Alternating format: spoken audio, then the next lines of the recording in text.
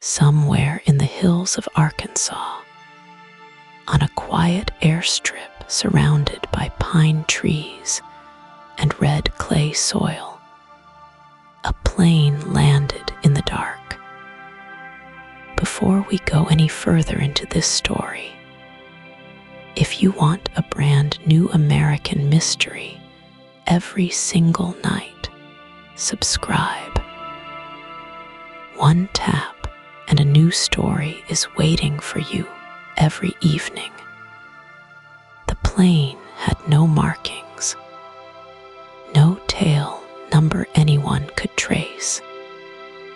The men who unloaded it worked fast and quiet, like they had done this 100 times before, and they probably had. Nobody in the nearby town asked questions, not out loud anyway. That is where this story begins. Not in a jungle, not in a foreign capital, with marble floors and men in uniforms. It begins in the American heartland, under a sky full of stars, with the smell of pine sap and aviation fuel drifting through the warm night air. It begins with something ordinary looking, a small airport, a dirt road, a few men doing a job. And underneath all of that ordinary, something enormous was hiding. This is the story of a secret that was never really a secret. It was more like a rumor that grew too big to ignore. A whisper that passed from one person to the next for decades, getting louder and louder, until it was practically a shout. And still, somehow, most people never heard it clearly, or if they did, they looked away, because the story was too strange, too big, too close to things that were supposed to be trustworthy and good. The story goes like this. For a long stretch of the 20th century, certain parts of the United States government, specifically the Central Intelligence Agency, were involved in the movement of illegal drugs. Not in small ways, not by accident, but deliberately, knowingly, as a way to raise money for military operations that Congress had refused to fund. Operations that were secret by design. Wars that were never declared. Armies that existed on paper nowhere at all. The drugs moved through the system like water through cracks in old stone. They came from poppy fields in Southeast Asia. They came from coca farms in South America.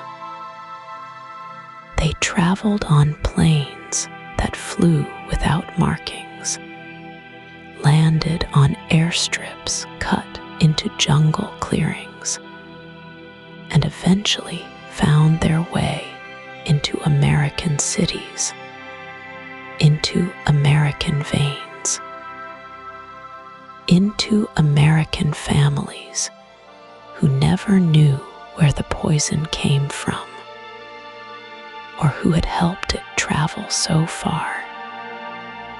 This is not a fringe theory scratched onto a napkin by someone who lives off the grid.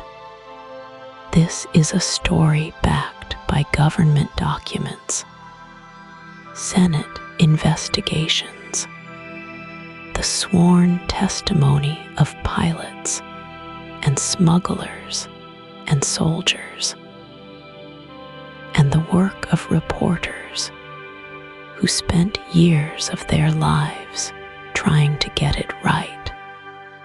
Some of them paid a very heavy price for that work, and yet the story never quite broke through. It would surface, cause a stir, and then sink again, like something heavy dropped into deep water. You could see the ripples, but the thing itself was already gone from view. That is the mystery at the center of all of this. Not just what happened, but how something so large could stay so hidden for so long. How the machinery of denial can be just as powerful as the machinery of secrecy. How a country can look directly at something and still not see it. The pine trees around that Arkansas airstrip are still there. The red clay roads still wind through those hills. The people who lived nearby still remember strange things. Lights in the sky late at night. Men they didn't recognize. A general feeling that something was happening just out of sight. Something they were not meant to see. That feeling is where this whole story lives. It lives in the gap between what was officially true and what was actually happening. In the space between a Senate hearing room with its bright lights and careful language, and a dark airstrip where men moved cargo in silence. Both things were real. Both things were happening at the same time, in the same country, under the same flag. Over the next few hours, we are going to walk through all of it. The poppy fields and the pilots. The neighborhoods that were flooded with cheap heroin and crack cocaine. The reporters and the senators and the whistleblowers who tried to pull the curtain back, and the strange, quiet way the curtain kept falling closed again. This is a long story. It moves slowly through time, the way a river moves through flat country. Wide and steady and patient. Get comfortable. Let the night settle around you. It starts a long time ago, in the years right after the Second Great War, when the world was being divided up and nobody wanted to pay for the dividing.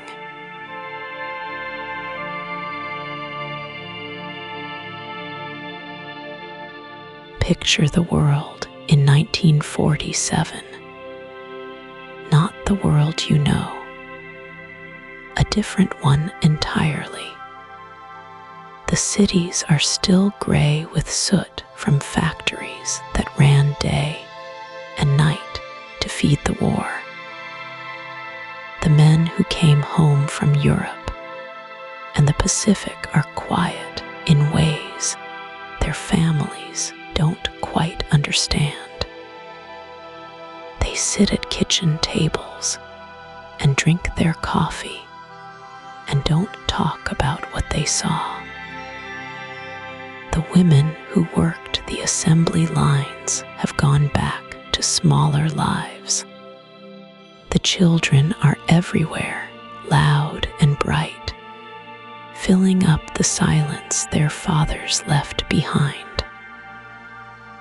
The streets smell like coal smoke and wet wool and diesel. The cars are wide and heavy, built like boats.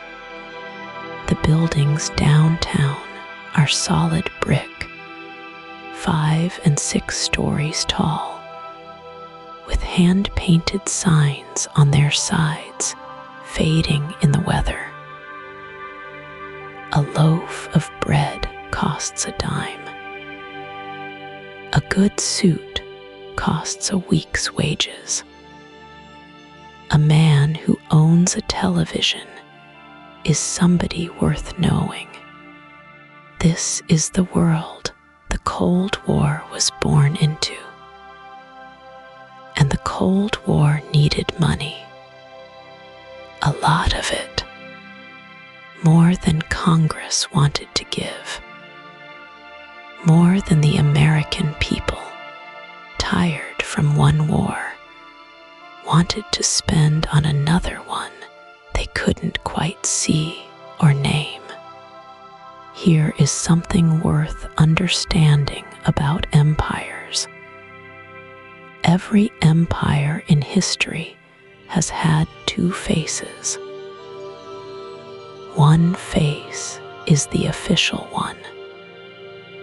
The speeches, the laws, the treaties, the flags. The face that gets photographed and printed in newspapers and taught in schools. That face is real. It does real things. It builds roads and passes budgets and holds elections. But every empire also has a shadow face, the part that operates in the dark, the part that does the things the official face cannot do, or will not do, or cannot be seen doing. The shadow face has always existed. It is not unique to America. The British had it. The Romans had it. The Mongols had it. Every power that ever tried to shape the world from the inside out has needed a way to pay for what it could not put on paper. The question is always the same. How do you fund a shadow? You cannot write a check to a man who does not officially exist. You cannot pass a budget line for an operation that officially never happened. You cannot ask a senator from Ohio to vote yes on funding a coup in a country most of his constituents cannot find on a map. The money has to come from somewhere else. It has to move in ways that leave no trail. It has to be clean on the surface and invisible underneath. Governments have solved this problem in different ways across different centuries. Sometimes they used pirates. The British Crown gave pirates letters of marque, which were official permissions to rob enemy ships. and then took a cut of the plunder. The pirate got rich. The crown got funded. Nobody had to explain it to Parliament.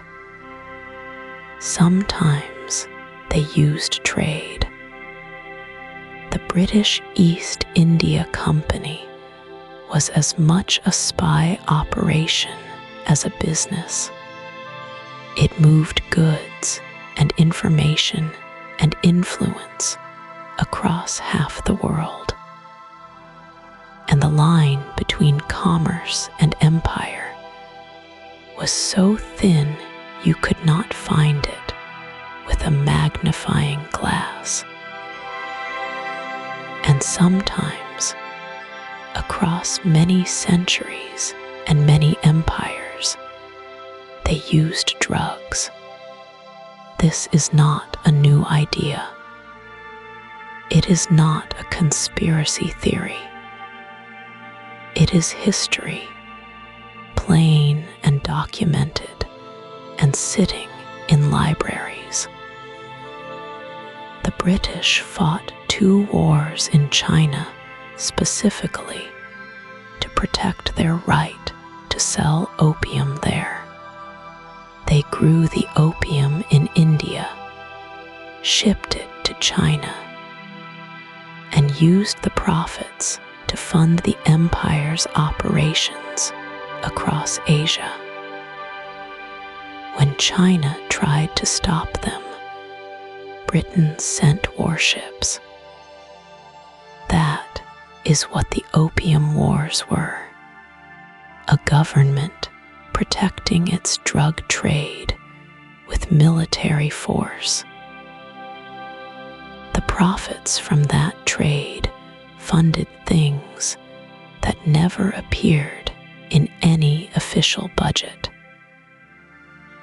Intelligence operations, political influence, the quiet work of keeping an empire running in places where running an empire was not popular.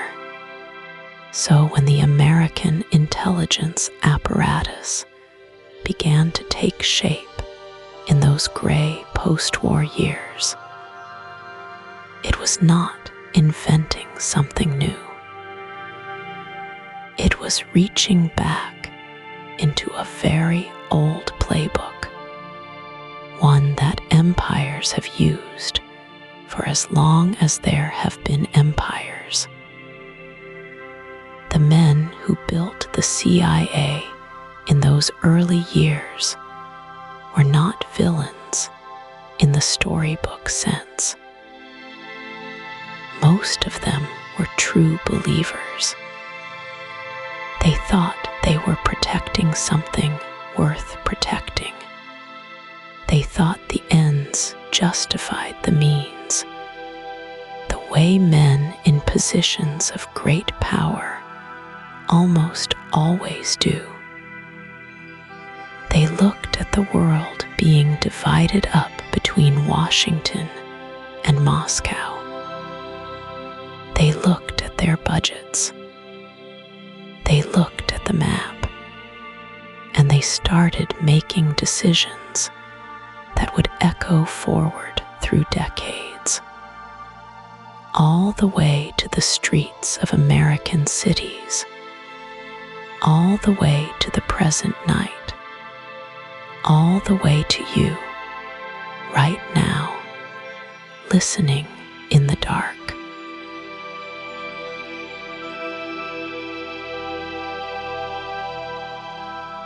There is a man you need to know about. His name was General Vang Pao.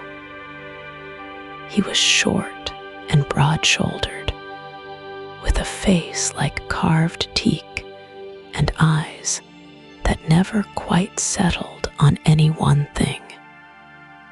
He moved fast. He talked fast. He laughed easily and often. He was a Hmong general from the mountains of Laos, and he was one of the most important men in Southeast Asia during the 1960s. Most Americans have never heard his name. Vang Pao commanded a secret army. Not secret in the way that word gets used loosely. Truly secret.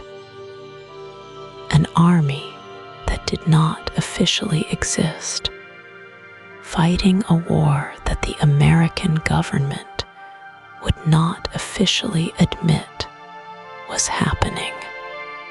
His soldiers were Hmong tribesmen, mountain people who had lived in the high country of Laos for generations. They knew every ridge and valley. They could move through jungle in the dark without making a sound. They were fierce and loyal, and they needed to be paid. The mountains they lived in were covered in something else too. Poppy flowers, white and pale pink, nodding in the thin mountain air. The Hmong had grown poppies for a long time.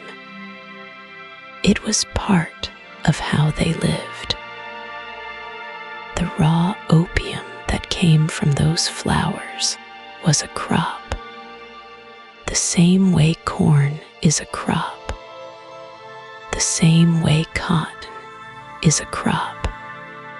It moved through the hills on the backs of mules and the shoulders of men.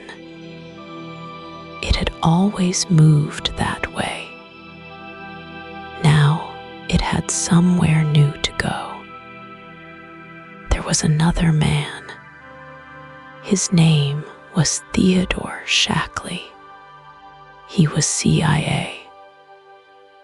Tall, pale, almost colorless, with a manner so controlled he seemed to take up less space than he actually did. People who worked with him called him the Blonde Ghost. He ran the CIA's covert operations in Laos out of a station in Vientiane. He was brilliant and cold, and completely committed to winning the war against communism by any means the situation required. He believed in results. He did not spend much time worrying about methods. Shackley understood what Vang Pao needed. He understood what the secret army needed to keep fighting. And he understood what was growing on those hillsides. Then there was a third man, Thomas Kleins. He worked under Shackley. He was the one who handled the details, the logistics, the arrangements that made things actually happen on the ground. If Shackley was the architect, Kleins was the foreman. He knew how to move things from one place to another without leaving a trail that anyone could easily follow. These three men were not cartoon villains. They were not twirling mustaches in dark rooms. They were professionals. They wore pressed shirts. They drank coffee at meetings. They wrote memos and read reports and worried about the same communist advance that kept everyone in Washington awake at night. They were doing what they believed had to be done. In a place most Americans could not find on a map, with resources that Congress had not approved and would not approve. The Hmong fighters needed weapons. They needed food. They needed medicine and boots and ammunition. The CIA's black budget had limits. The war in Laos was not supposed to be happening at all. So the money had to come from somewhere that did not require a congressional signature. The poppy fields were right there. The arrangement that grew up around this was not written down anywhere. It did not need to be. Everyone involved understood it the way you understand an unspoken agreement between people who need each other. The Hmong grew the poppies. The opium moved down from the mountains. Aircraft appeared to carry it. The proceeds helped fund the secret war. And the CIA looked in a direction that was not at the poppies. Whether every man in that chain knew exactly what he was part of is a question that does not have a clean answer. Some knew everything. Some knew enough not to ask more. Some may have known almost nothing and simply did their jobs. That is how large systems work. You do not need everyone to understand the whole picture. You only need each person to do their part. Vang Pao fought hard for years. He was brave and he was effective, and he loved his people with a fierceness that was real. He was also, by most accounts, the largest opium dealer in the region. Both of those things were true at the same time. The world that these men inhabited did not have clean lines between the good and the complicated.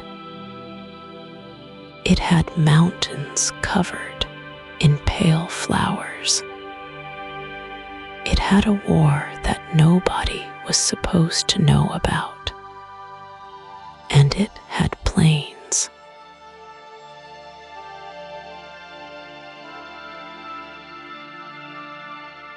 Those plains are worth talking about.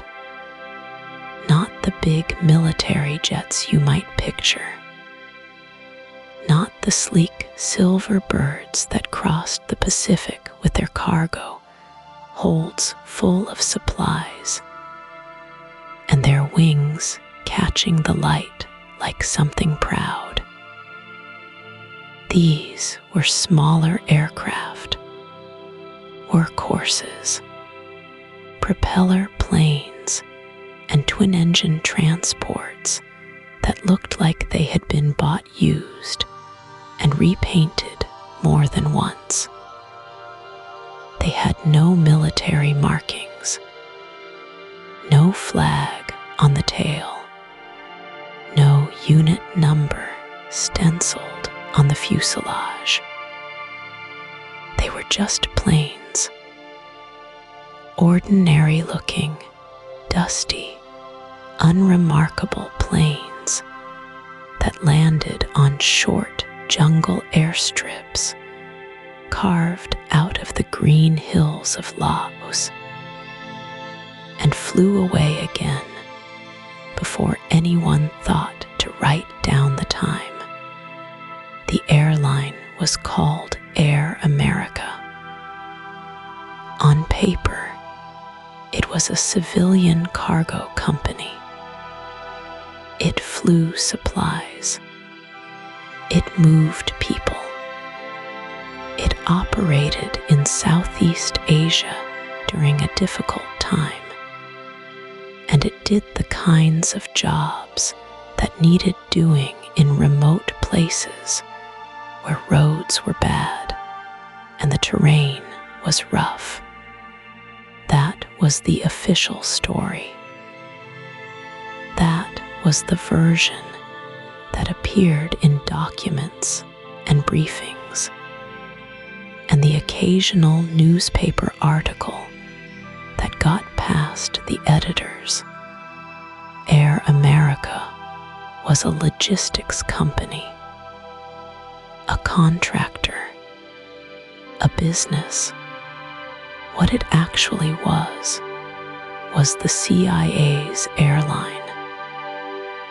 The agency had purchased it quietly back in the early 1950s.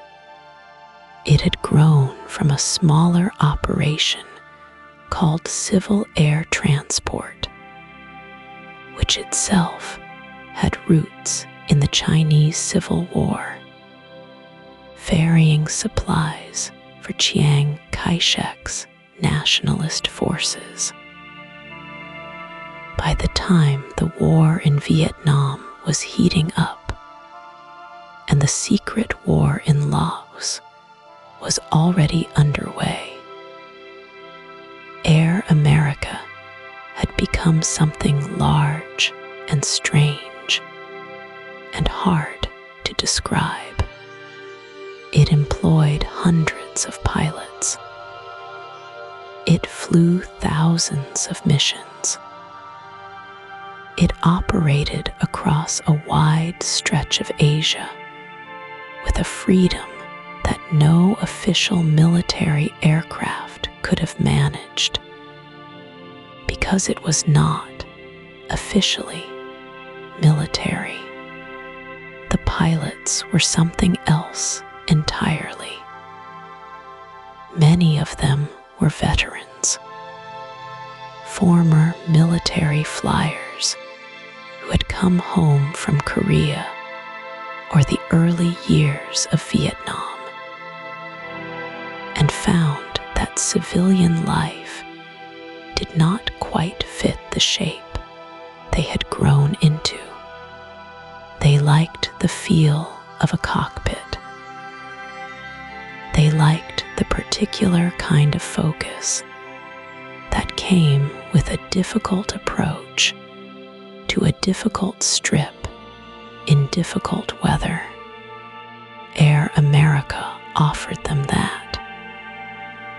It offered good pay and steady work, and the feeling of being useful in a world that was complicated and serious and real. They flew rice. They flew medicine. They flew radios and ammunition, and the occasional CIA case officer who needed to get somewhere without leaving a paper trail. They flew in all weather, into strips that were barely strips at all, just flattened earth on the side of a hill where the trees had been pushed back just enough. They were good at their jobs. Most of them were very good. And sometimes, according to the accounts that have accumulated over the decades, they flew other things. The opium that moved down from the Hmong villages in the mountains needed to get somewhere. It needed to reach the refineries that turned it into heroin. It needed to travel distances that mules and mountain paths could not efficiently cover. Aircraft were faster. Aircraft were cleaner. Aircraft left fewer traces on the ground. The accounts differ on exactly how much the pilots knew. Some say the cargo was loaded in sealed containers, and the pilots asked no questions because they had learned that asking questions was not part of the job. Some say certain pilots knew exactly what they were carrying and had made a private peace with it. Some say a few refused and were quietly reassigned. The truth is probably all of those things at once, spread across hundreds of men over many years.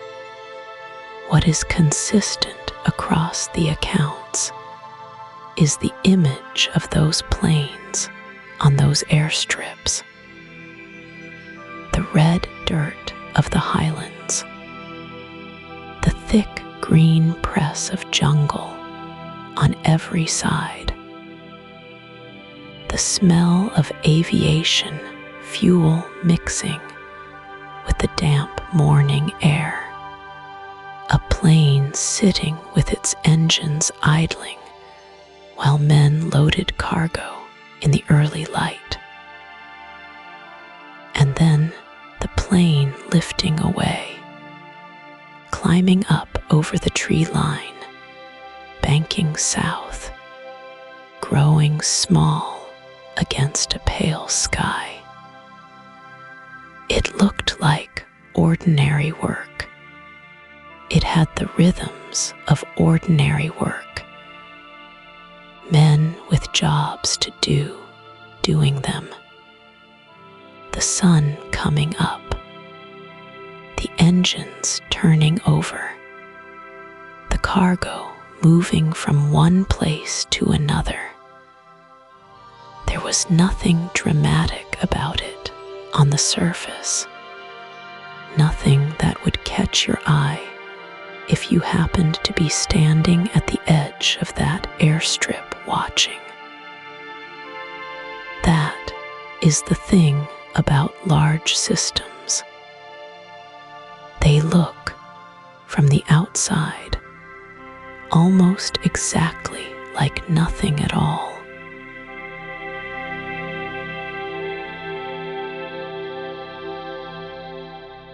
But some of the pilots talked, not to reporters, not to investigators, not to anyone with a notepad or a badge.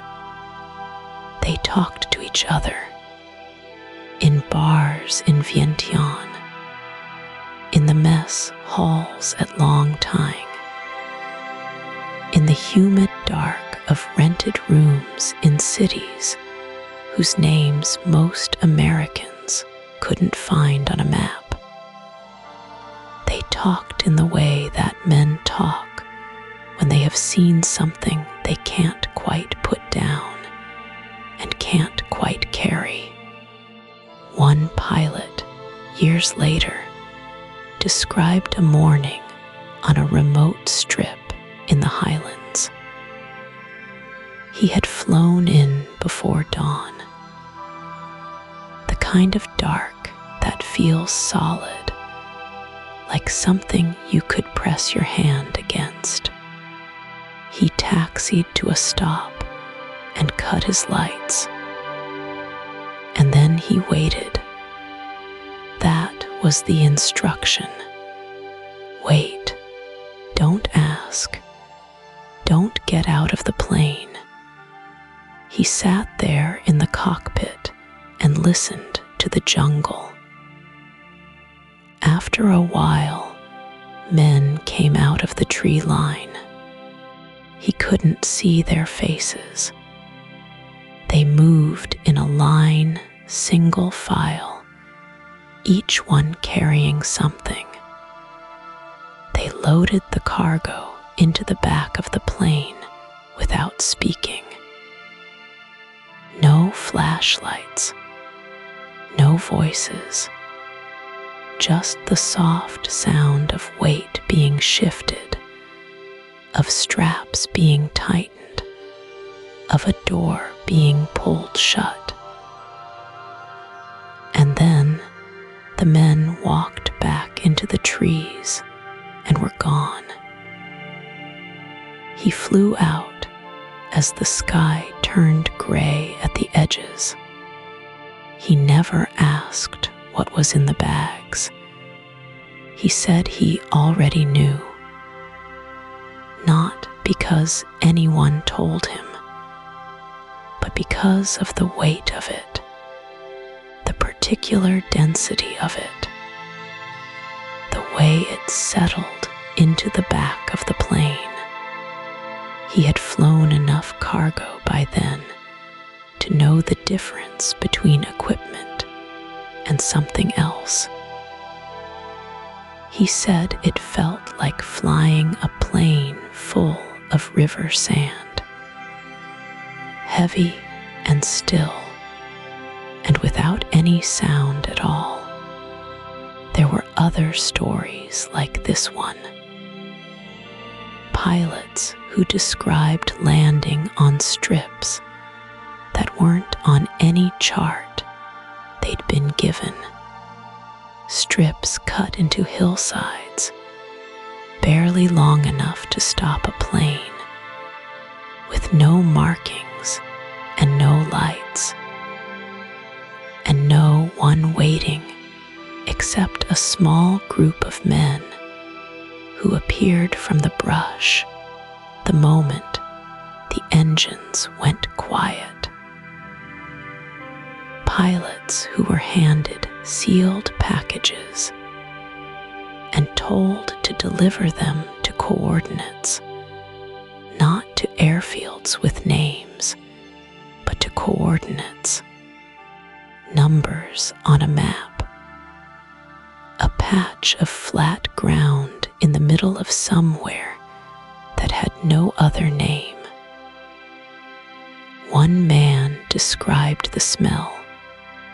He said it was sweet, not like flowers, more like something dried, something that had been pressed and wrapped and had been sitting in the heat for a long time. He said it came through the cockpit door faintly, the way a smell will travel through a small space if you're patient enough to notice it. He said he didn't say anything about it to anyone. He just opened the window a little and let the air from outside come in and replace it. That is the small thing. That is the first sign. Not a gunshot, not a confession, not a document stamped with red letters, just a smell that came through a door, just a weight that felt wrong, just a line of men walking out of a jungle in the dark and walking back into it again without a word. These are the things that don't fit, the details that sit at the edge of a story and won't quite leave. The pilots who flew those routes carried those details with them the way you carry a stone in your shoe. You get used to it after a while. You adjust your walk, but it's still there. Some of them adjusted completely. Some of them years later, said they had no idea what they were carrying and believed it when they said it. The mind is generous that way. It smooths things over. It fills in the gaps with something more comfortable. But some of them didn't smooth it over. Some of them held onto the weight of it, the smell of it, the image of those men at the tree line, and they carried it home when the war ended, and they went back to lives in places like Ohio and Georgia and Oregon. They went back to ordinary streets and ordinary houses and ordinary mornings. And sometimes, in the early light, when the air had a certain quality to it, they would think about those airstrips, the red dirt, the green wall of jungle, the cargo being loaded in the dark. They never said anything publicly. Most of them never said anything at all, but they knew. And knowing is a kind of weight too. It doesn't disappear just because you stop talking about it. It just sits there, quiet and still, like cargo in the back of a plane, waiting to land somewhere.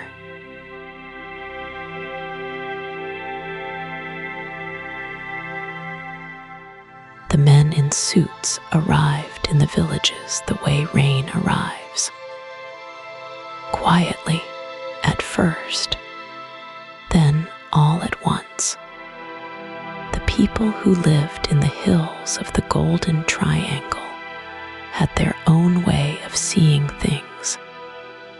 They had watched armies come and go for generations. French armies, Japanese armies, their own warlords moving through the mountain passes like slow weather. They knew how to read strangers. They knew the difference between a soldier and a businessman, and they knew that sometimes the most dangerous men wore the cleanest clothes.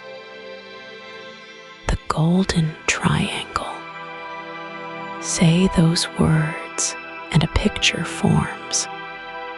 3 countries folding into each other at the edges, Burma, Laos, Thailand, where the mountains rise up green and ancient, and the rivers run cold and brown through valleys that seem to exist outside of time. The poppy fields grew there the way they had always grown. White flowers in the morning light, pink ones, red ones, a whole hillside of them moving in the wind like something breathing. The farmers who grew them were not criminals in their own minds. They were farmers. The poppy was a crop, the same as rice, the same as anything else. They had been growing it for their grandparents and their grandparents' grandparents. The opium it produced was medicine. It was currency. It was the thing that kept a village alive through a hard winter. And then the men in suits arrived, and the math changed. The old-timers in those villages talked about it the way old-timers everywhere talk about the things that shift the world beneath their feet. They talked about it at the market in the early morning, when the mist was still thick in the valleys, and the sound of everything was soft and close. They talked about it in the way people talk when they are not sure who is listening. They said the Americans came with money and with promises. They said the prices for opium went up in ways that had never happened before. They said trucks appeared on roads that had never seen trucks. They said that certain warlords, men who had been struggling to hold their territory, suddenly had weapons they could not have bought on their own. One story that moved through those hills, passed from village to village, the way all good stories move, was about a particular warlord named Lo H. Sing Han. He controlled a stretch of the Shan state in Burma, and the legend around him was that he had become something more than a warlord. He had become a kind of middleman for a trade that was bigger than any one man could see the edges of. The story said that his convoys moved through the mountains with a kind of protection that nobody could fully explain, that certain checkpoints waved him through, that certain officials looked the other way with the practiced ease of men who had been paid to look the other way many times before. Nobody in those villages had the full picture. That was the thing about this kind of story. It moved in pieces. One man knew about the trucks. Another man knew about the prices. A third man had seen the planes. None of them could put it all together, because the people who built the system had built it so that nobody on the ground could ever see the whole shape of it. But the shape was there. You could feel it the way you feel a large animal moving through dark water. You can't see it, but the water moves in ways that tell you something is there. The men in suits did not stay long in any one place. They came, they talked to the right people, they left. They wore their clean clothes and their careful faces, and they did not answer questions they did not want to answer. The villagers watched them go, and then went back to their fields and their fires and their lives. But they remembered the way people always remember the things that feel wrong even when they can't say exactly why. There was a woman in a small village near the Mekong, or so the story goes, who told her grandchildren that she had watched a man in a white shirt stand in her poppy field one afternoon and look out over the flowers with the expression of a man counting money he had not yet touched. She said he looked satisfied in a way that had nothing to do with the beauty of the flowers. She said she felt, standing there watching him, that something had just been decided about her life without anyone asking her opinion. She was right about that. Something had been decided, and the decision was being made very far away from her field, in rooms she would never see, by men whose names she would never know.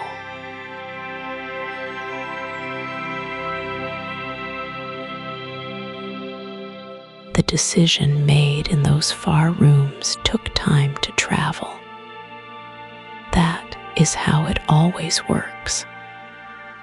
Something gets decided at the top, and then it moves down, slow and quiet, like water finding cracks in stone. By the late 1960s, the heroin was moving. It moved through the mountains of Laos. It moved through the hands of generals and middlemen and pilots who asked no questions. And then, piece by piece, it moved toward home. Home was America. Home was the ports of New York and San Francisco. Home was the long, flat highways of the Midwest and the narrow streets of cities that were already struggling. The heroin that had grown in the poppy fields of Southeast Asia was making its way into American veins. And the men who had helped build that supply chain were men who worked for the United States government. That is not a comfortable thing to sit with. So take a breath and let it settle. To understand how this happened, you have to go back further than the 1960s. You have to go back to the end of World War II, when the United States found itself in a strange new position. The war was over. The enemy had changed. The Soviet Union was the threat now, and the threat was everywhere, or so the thinking went. Every corner of the world was a potential battlefield. Every local conflict was a chess piece in a much larger game. The CIA was built for exactly this moment. It was built to operate in the shadows, to do the things that governments cannot officially do. It was built to fund rebels and topple leaders, and gather information in places where American soldiers could not go. And it needed money to do all of this. Money that did not appear in any budget. Money that Congress did not vote on. Money that left no paper trail. The poppy fields were already there. The trade routes were already there. The men willing to move product cross borders were already there. All it took was a decision. And somewhere, in one of those clean, quiet rooms, the decision was made. By the time the 1960s were ending, American soldiers in Vietnam were coming home with more than memories. Studies done years later would find that somewhere between 10 and 15% of American servicemen in Vietnam had become addicted to heroin during their time there. The drug was cheap. It was everywhere. It was sometimes sold right outside the base gates. Some soldiers said it felt like the supply was almost too easy.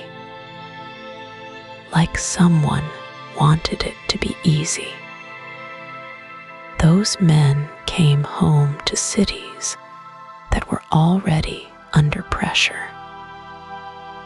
The manufacturing jobs were leaving. The neighborhoods were changing. The promises of the post-war boom were starting to feel like old photographs of a place that no longer existed. And into that pressure came the heroin. It hit black neighborhoods first and hardest. Harlem, Detroit, Chicago's South Side, Baltimore, cities where the infrastructure was already crumbling, where the police were already a complicated presence, where a man could disappear into addiction, and the rest of the country would not notice for a very long time. The heroin moved through these places like a slow fire. It did not burn fast. It burned steady. It burned for years. And here is the older thread that runs beneath all of this. America has a long history of deciding what happens to certain communities without asking those communities anything at all. It goes back further than the Cold War. It goes back to the very beginning of the country, to the idea that some people's lives are variables in someone else's equation. The men in the clean white shirts standing in the poppy fields were part of a tradition much older than the CIA. They were part of the tradition of looking at a resource and deciding who it would serve and who it would cost. The woman near the Mekong felt something being decided about her life. The families in Harlem felt it too, though they had no way to know the two feelings were connected. They just knew that something had arrived in their neighborhood that was very hard to leave. They knew that the people who were supposed to protect them seemed, at best, uninterested. At worst, they seemed to be looking the other way on purpose. The heroin came home. It came home in the bodies of soldiers and in the holds of planes and through networks that that had been quietly assembled by men with security clearances and clean hands. It came home and it stayed. And the communities it landed in would spend the next several decades trying to understand what had hit them. Some of them are still trying.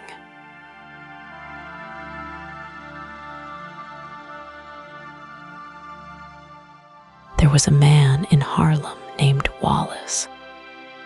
He was not a detective. He was not a journalist.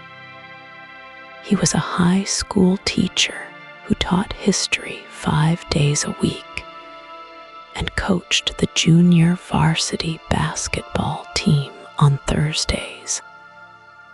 He was the kind of man who noticed things. He noticed when his students started disappearing. Not all at once. One by one, the way candles go out in a drafty room. He started asking questions in 1971. He asked the parents first, then the other teachers, then the men who sat outside the barber shop on 125th Street.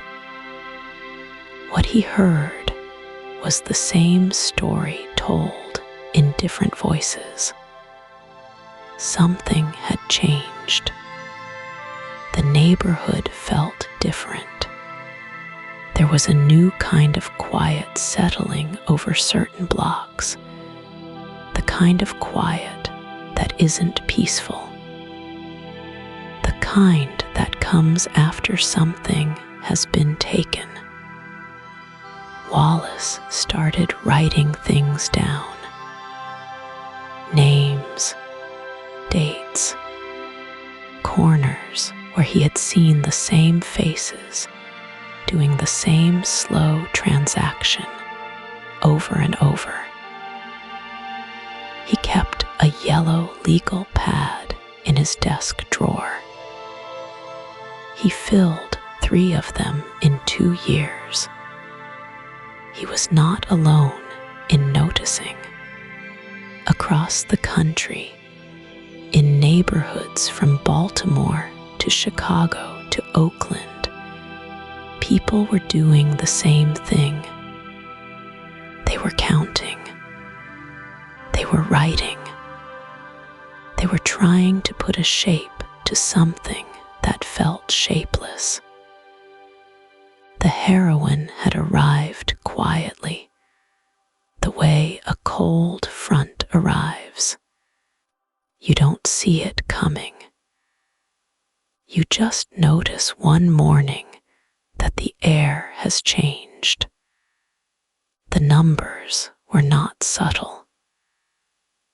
By the early 1970s, New York City alone had somewhere between 100,000 and 200,000 heroin users, depending on who was counting and how honest they were being.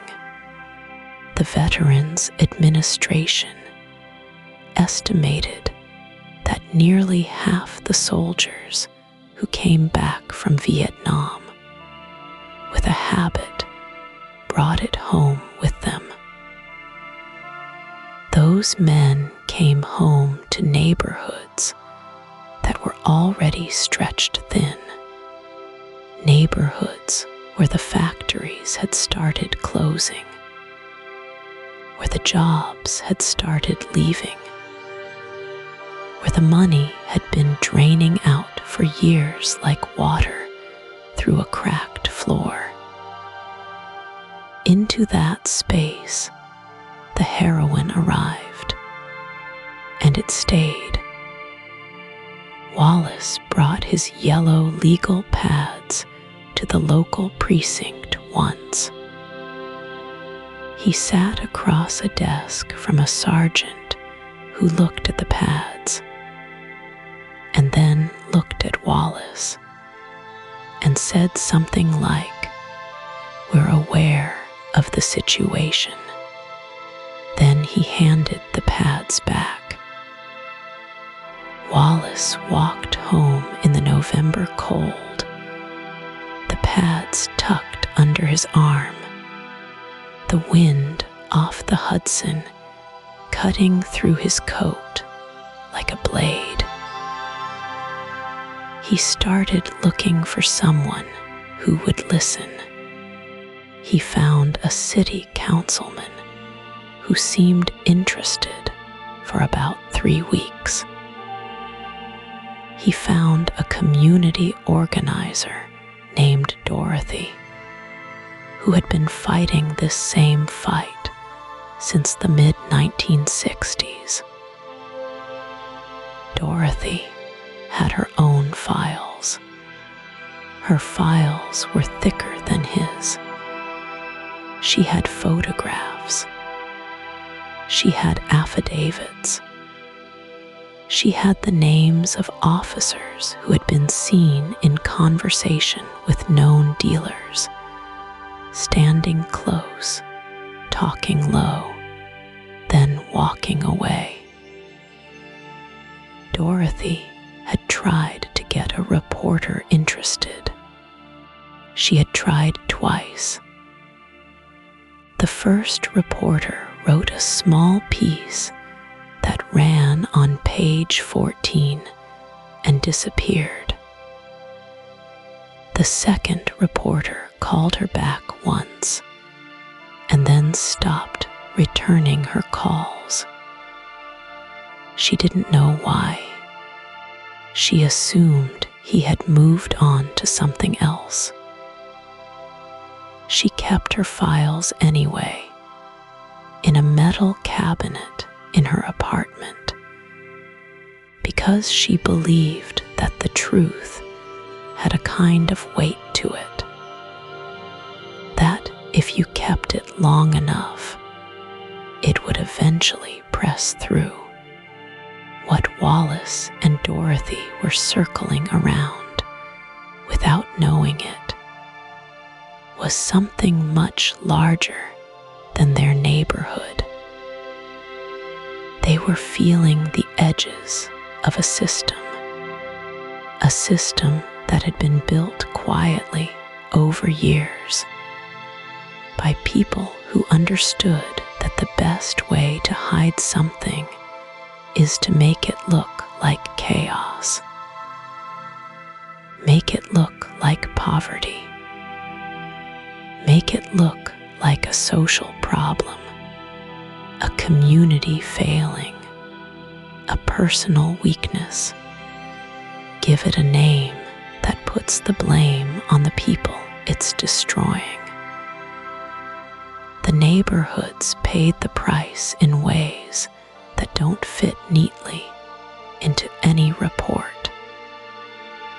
They paid in funerals, in children raised without fathers, in women who worked 2 jobs and still couldn't hold the walls together, in young men who started out with every intention of making it and found themselves standing on a corner at 2 in the morning wondering how they got there.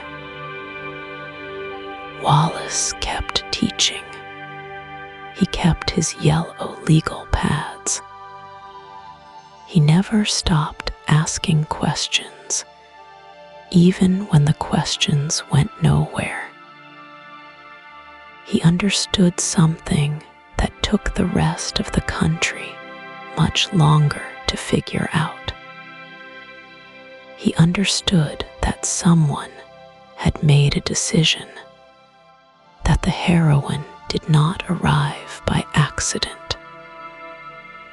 That somewhere, in a room he would never be allowed to enter, men with clean hands had looked at his neighborhood and seen a variable. He just couldn't prove it yet.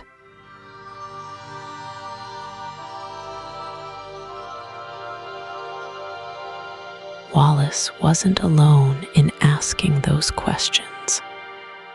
There were others, men and women who stood at the edge of something they couldn't name and felt the ground shift under their feet. People who saw what they weren't supposed to see and spent the rest of their lives trying to figure out what to do with it. Frank Serpico was one of them. You might know his name. There was a movie. Al Pacino played him. But the movie only tells part of the story.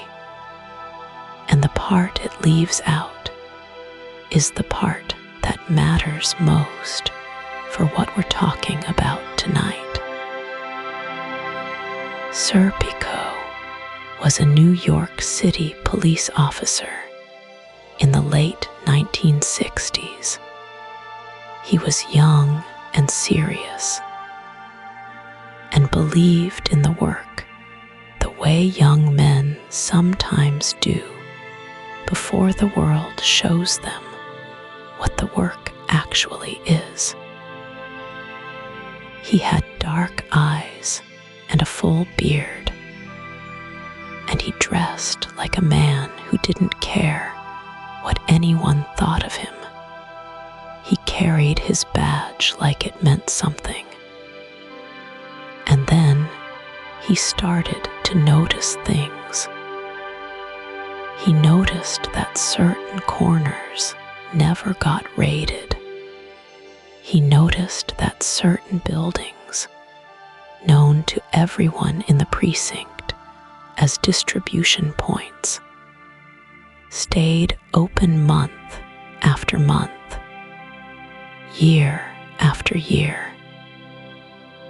He noticed that some of his fellow officers drove nicer cars than their salaries could explain. He noticed envelopes. He noticed handshakes that lasted a half-second too long. He noticed the way certain names made certain rooms go quiet. He started writing things down.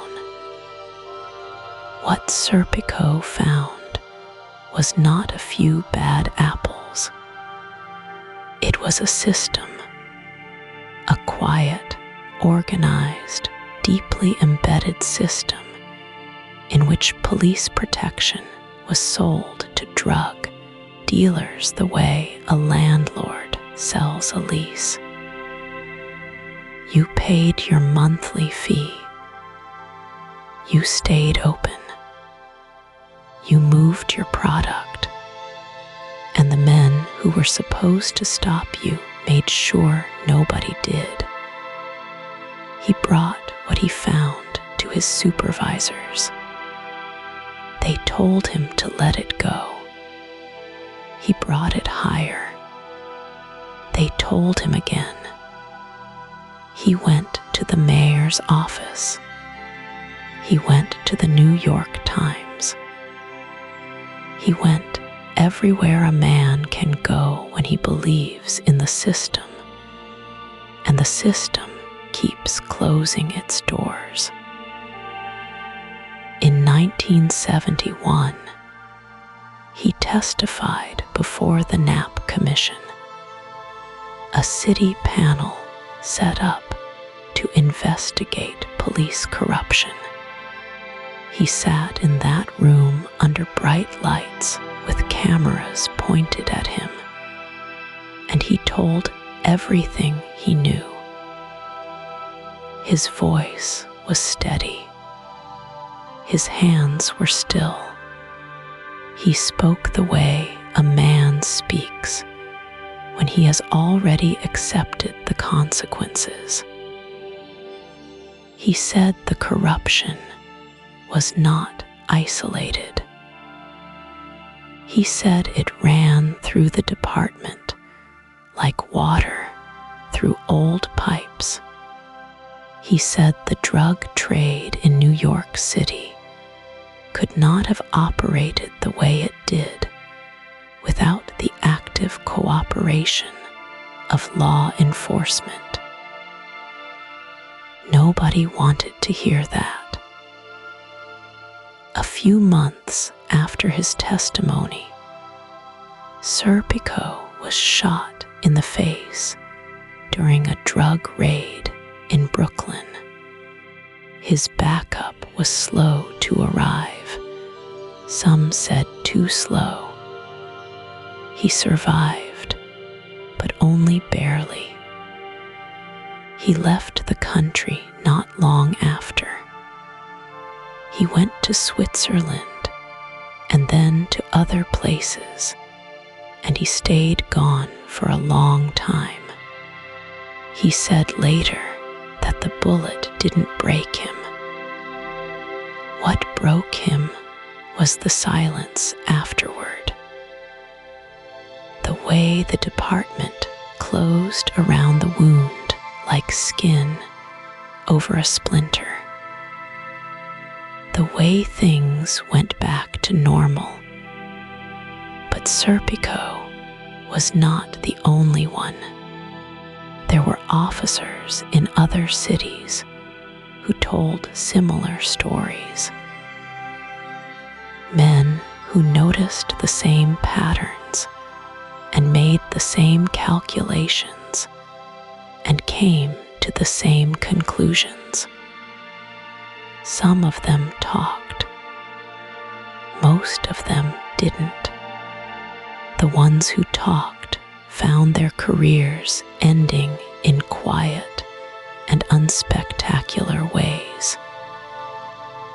Reassignments, early retirements, paperwork that never got filed, cases that never got prosecuted. There were prosecutors too, men who built cases against mid-level dealers, and then watched those cases dissolve when they got too close to the supply chain, who found witnesses disappearing, who got phone calls from people they'd never met suggesting they might want to focus their energy elsewhere.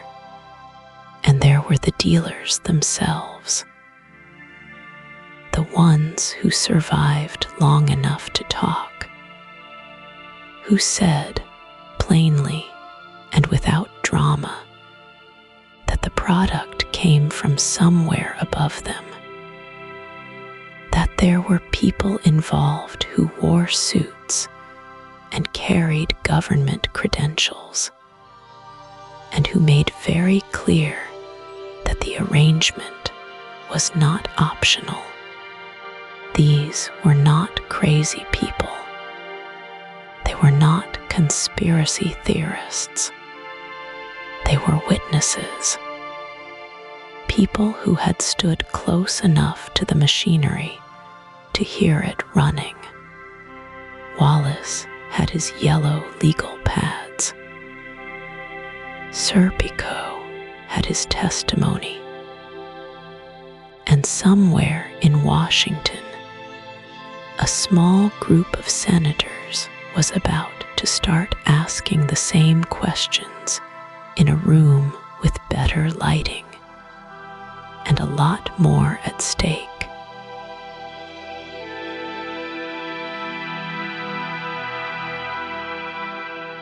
That room had a name.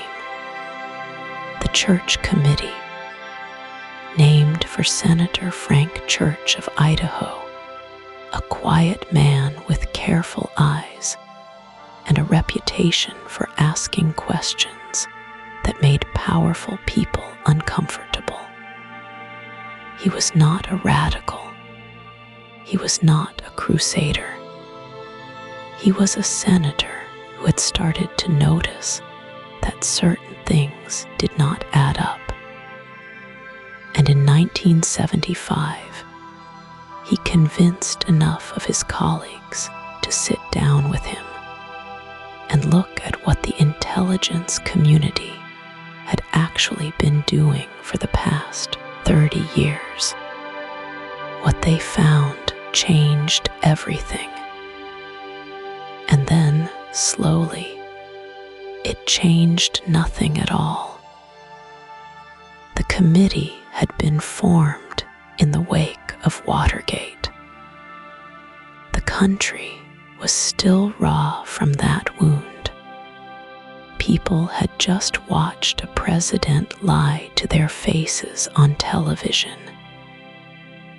and then resign rather than face what came next.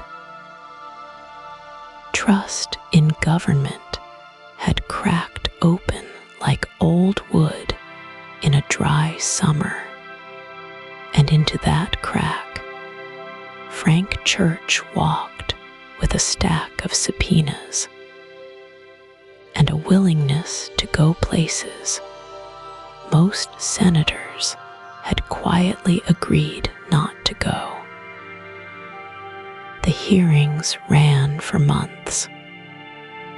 Witness after witness sat in that room under the lights. Former intelligence officers, agency analysts, men who had spent careers in the shadows and now found themselves blinking in the fluorescent glow of a Senate chamber.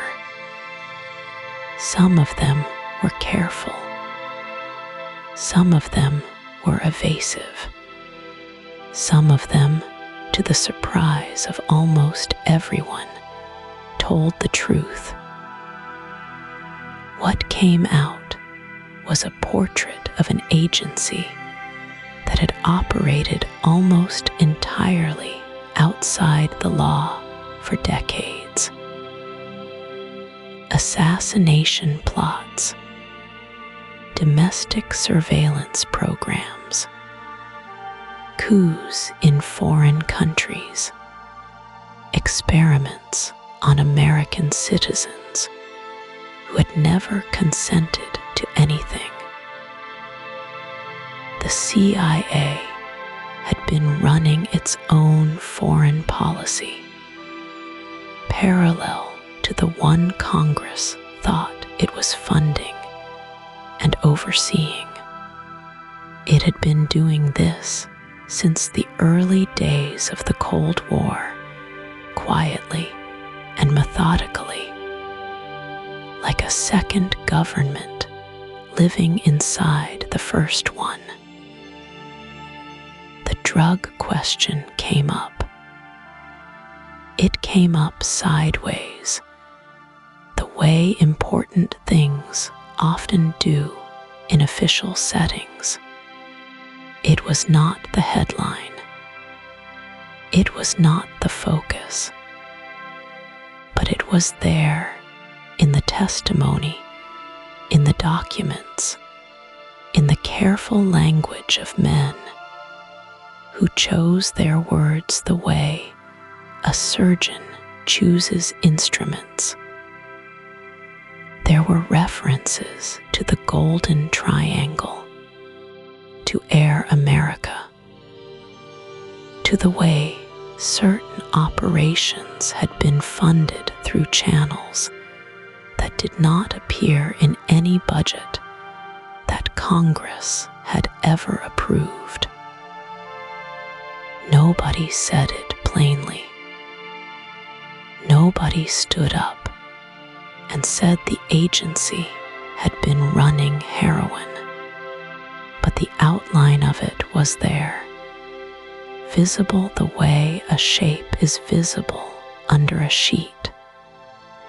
You could see the edges. You could trace the form.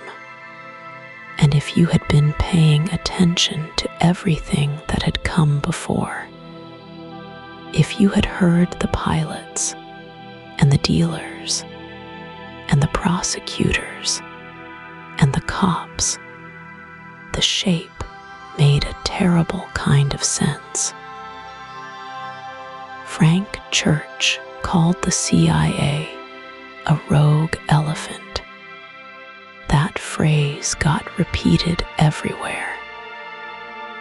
It was vivid, and it was memorable, and it was, in some ways, a way of containing the damage.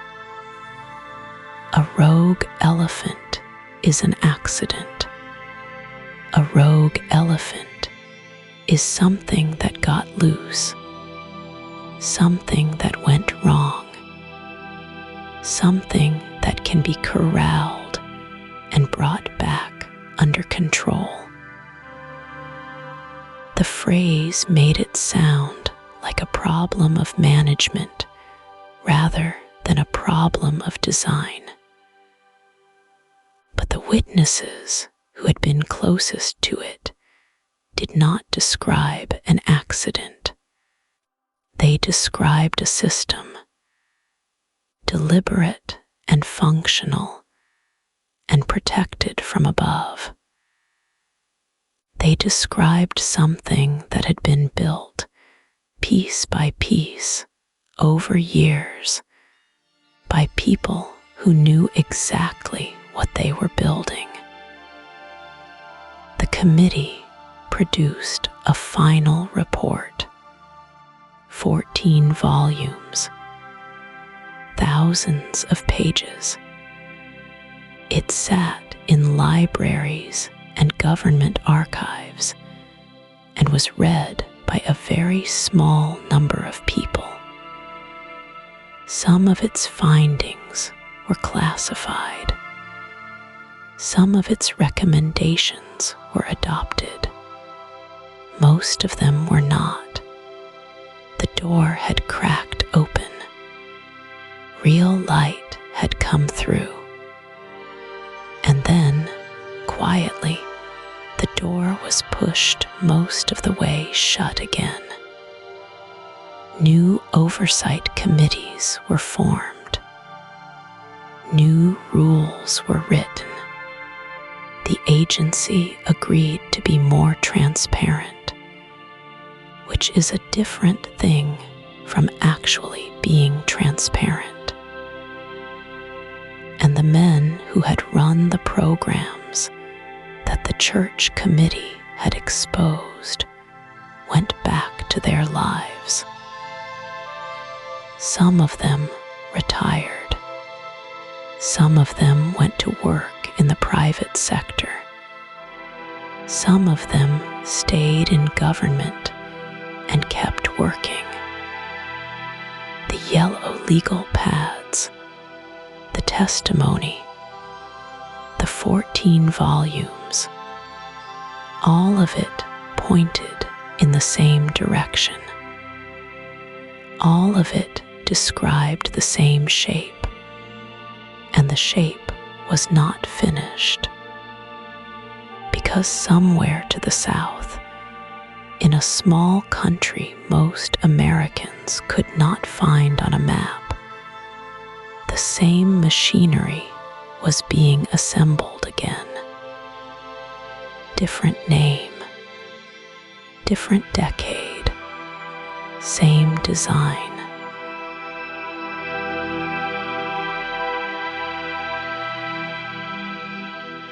The country was Nicaragua.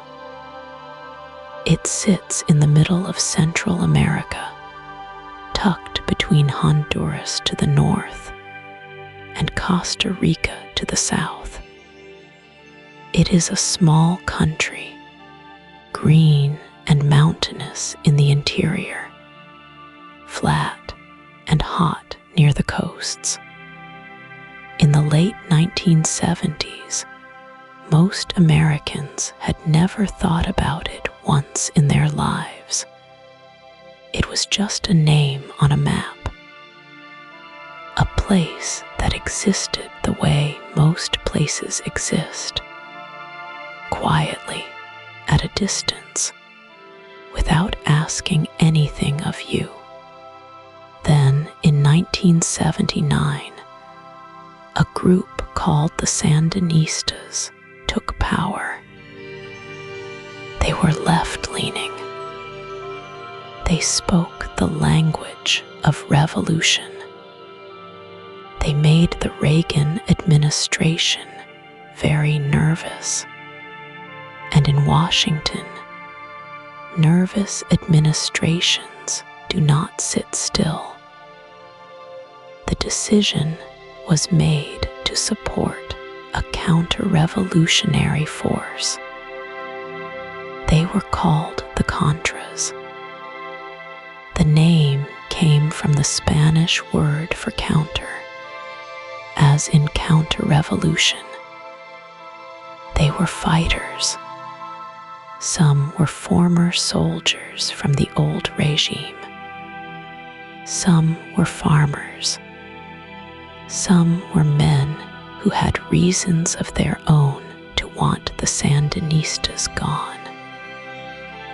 The CIA began training them, funding them, arming them. The goal was to destabilize the Sandinista government, to bleed it, to make governing impossible.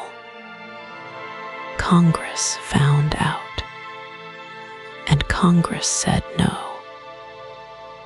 In 1982, and again in 1984, Congress passed a series of measures known as the Boland Amendment. The language was clear. No federal funds could be used to support the Contras. The CIA was told to stop. The administration was told to stop. The law was the law. And the machinery found another way to keep running. This is the part of the story that people have passed down in 100 different forms. The details shift depending on who is telling it, but the shape stays the same. The Contras needed money. Legal money had been cut off. So the men running the operation looked for another source. And the source they found was the same one that had worked before. The same one the pilots over Laos had known about. The same one that had moved through the Golden Triangle on unmarked planes. The source was drugs. Cocaine, specifically. Not heroin this time. The geography had changed. The product had changed. But the logic was identical. You have planes. You have airstrips. You have men who will not ask questions. You have a government that needs money it cannot officially spend. The math works out the same way every time. The cocaine moved north. It came out of Colombia and moved through Central America. Some of it moved through networks connected to the Contra supply operation. Planes that flew weapons south came back north carrying cargo that was never listed on any manifest. Airstrips in Honduras and Costa Rica and elsewhere were used for both kinds of business. The men who ran the guns and the men who ran the drugs were sometimes the same men. The the cocaine arrived in the United States. It arrived in large quantities, and it arrived at a moment when American cities were already struggling. The crack epidemic was beginning. Communities that had been poor for generations were about to get hit with something that would hollow them out for decades. The timing was not a coincidence. According to the people who have studied this most carefully, the supply and the demand met in the middle, and the middle was places like South Central Los Angeles, like Compton, like neighborhoods in cities across the country where the money was short and the desperation was real. The men running the operation did not think of it that way, most likely. They thought of it as funding a war. They thought of it as protecting American interests. They thought of it as doing what needed to be done when the official channels had been closed. This is how these things always get justified. The cause is large enough. The stakes are high enough. The rules become suggestions. What makes Nicaragua different from Southeast Asia is that Nicaragua happened closer. The planes landed on American soil. The money moved through American banks. The drugs ended up on American streets.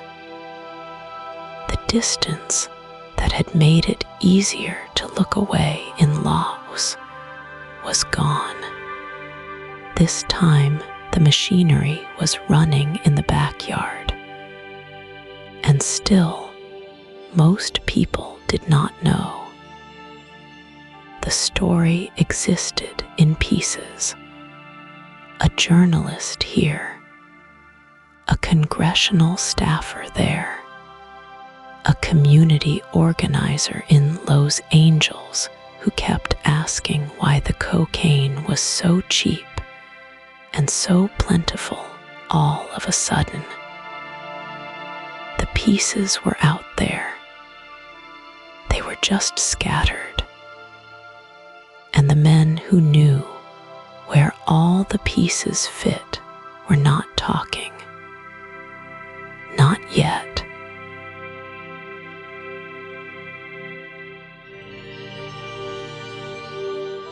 Here is the detail that does not fit. In 1982, Congress passed a law called the Boland Amendment. It was not a complicated law. It said plainly that no federal money could be used to support the Contras in Nicaragua. No weapons, no training, no covert operations. The vote was not close. The law was clear. The United States government was forbidden by its own rules from funding that war. And yet the war kept going. The Contras did not dissolve. They did not run out of guns. They did not go home. They kept fighting. They kept receiving weapons. They kept receiving money. Somehow, the operation that Congress had voted to shut down continued operating, as if Congress had never spoken at all. The is the detail. Hold it for a moment. A law was passed. The law was ignored. And the war it was meant to stop did not stop. Now, governments have found ways around laws before. That is not new. But what makes this particular detail so strange, so difficult to set down and walk away from, is where the money came from. Because it did not come from a hidden government account. It did not come from a foreign ally writing a quiet check. According to testimony, documents, and the findings of later investigations, a significant portion of the money that kept the Contra operation alive came from the sale of cocaine into the United States. Let that arrangement sit for a second. A war that Congress voted to end, funded by drugs flowing into American cities, carried at least in part by aircraft that landed on American airstrips, coordinated at least in part by people who worked for or alongside American intelligence. The official channels were closed, so other channels were opened, and those channels ran through some of the poorest neighborhoods in the country. The cocaine that arrived in Los Angeles in the early 1980s was cheap in a way cocaine had never been cheap before. Dealers who had been selling powder found themselves with access to something new, something that could be cooked down, hardened, and sold in small pieces for a few dollars each. Crack cocaine. The name itself sounds like something breaking, and it did break things. It broke families. It broke blocks. It broke whole communities that had already been holding on by their fingernails. The men who made policy did not live in those neighborhoods. They did not watch what happened from close range. They read reports, maybe, or they did not read them. Either way, the distance was comfortable enough. But here is the part that sits heaviest. The people in those neighborhoods knew something was wrong. They could feel it. The supply was too steady. The price was too low.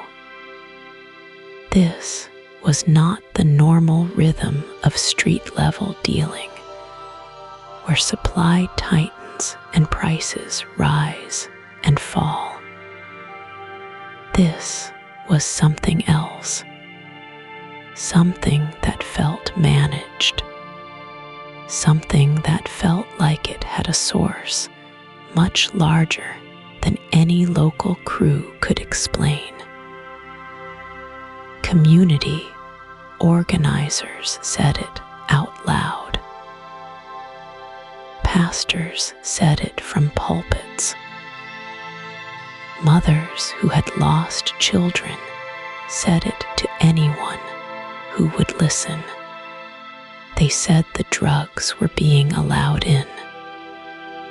They said someone was letting this happen. They were told they were wrong.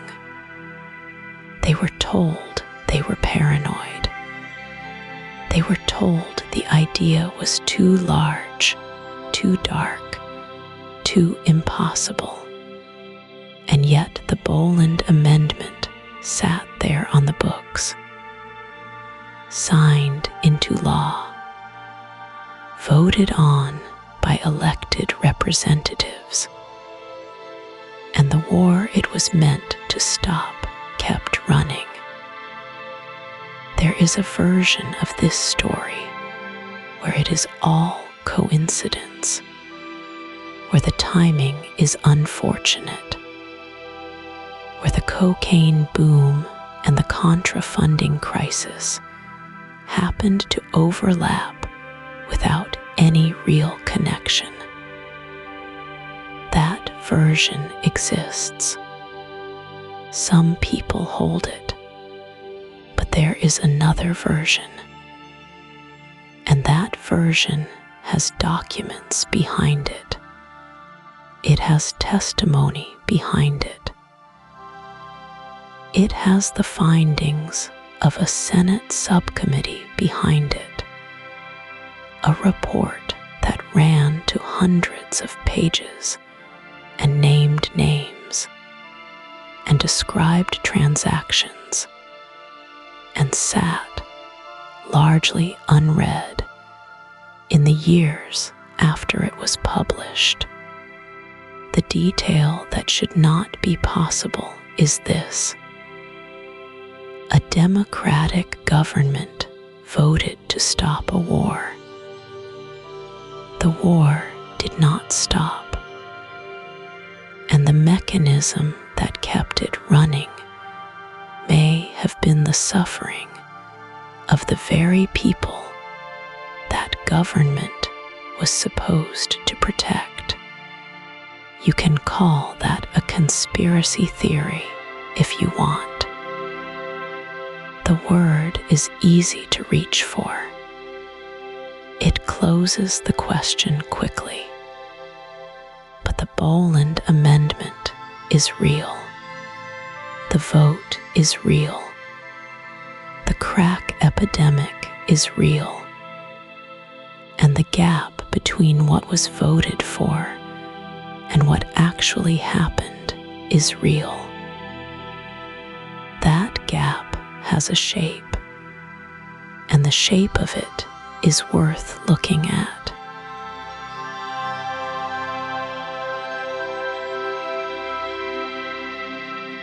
The skeptics have a point.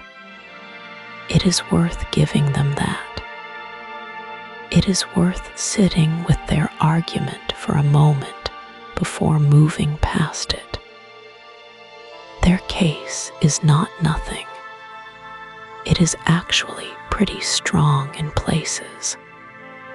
They say this: the CIA is a large and messy organization. It has made serious mistakes. It has done things it should not have done. But running a cocaine pipeline into American cities is a different kind of claim. That is not a rogue agent. That is not a bad decision made in a dark room. That is a sustained, coordinated operation involving hundreds of people across multiple countries, multiple agencies, multiple years. And in their experience, that kind of secret does not hold.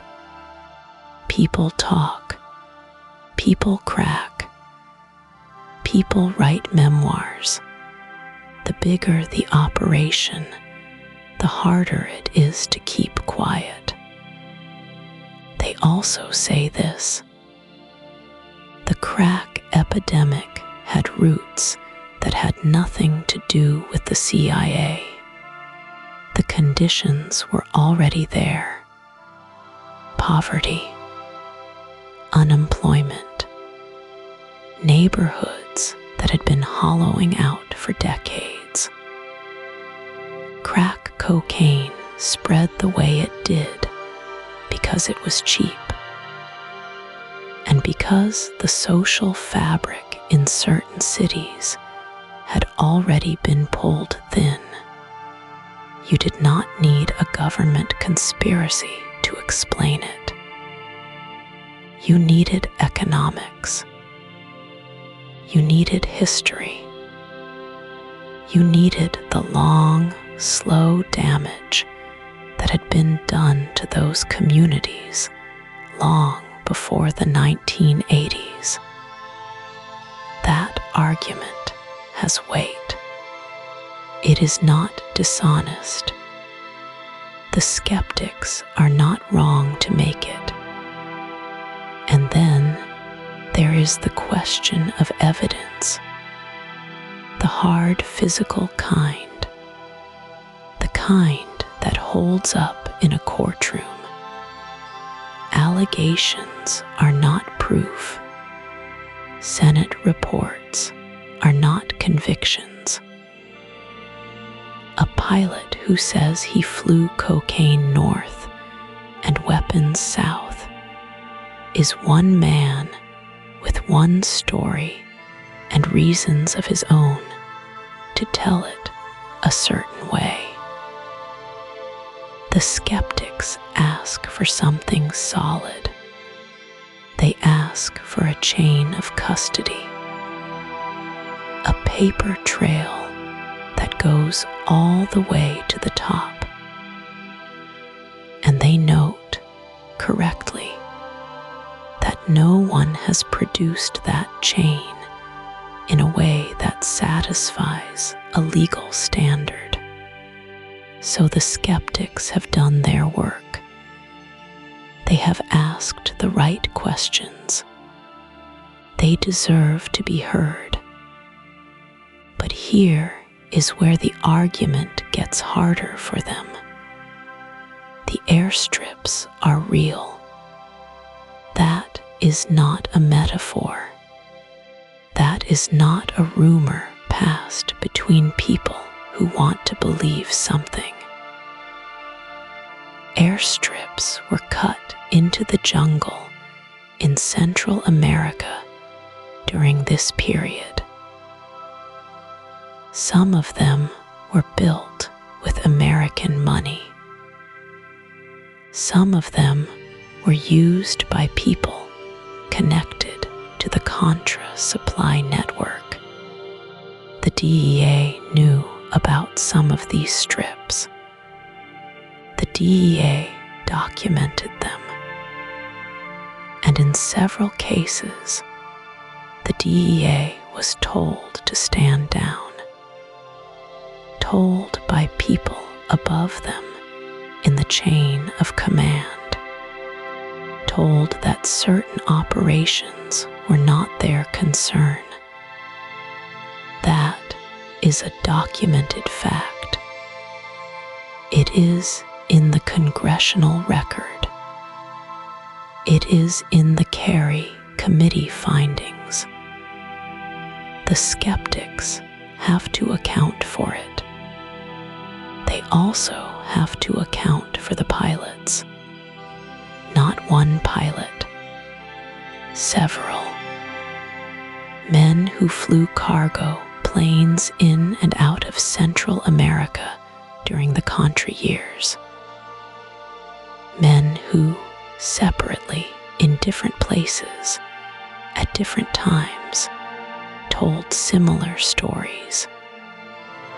Weapons going south, cocaine coming north, planes that landed at small airfields in the American South, cargo that was unloaded without customs inspection.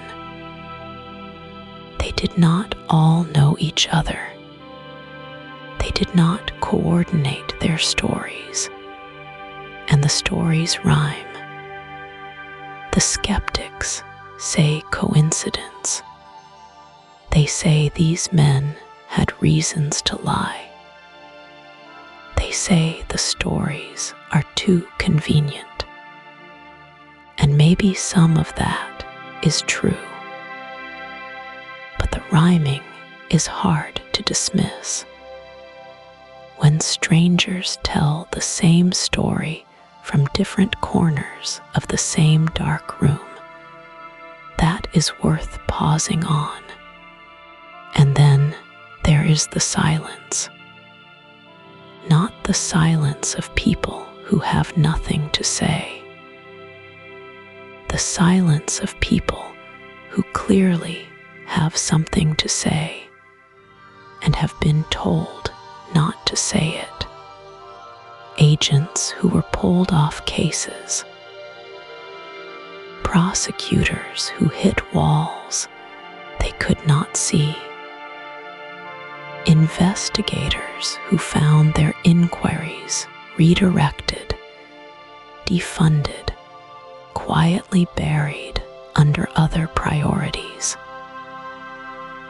That kind of silence has a texture to it. It feels different from the silence of a dead end. It feels like a door that has been locked from the inside.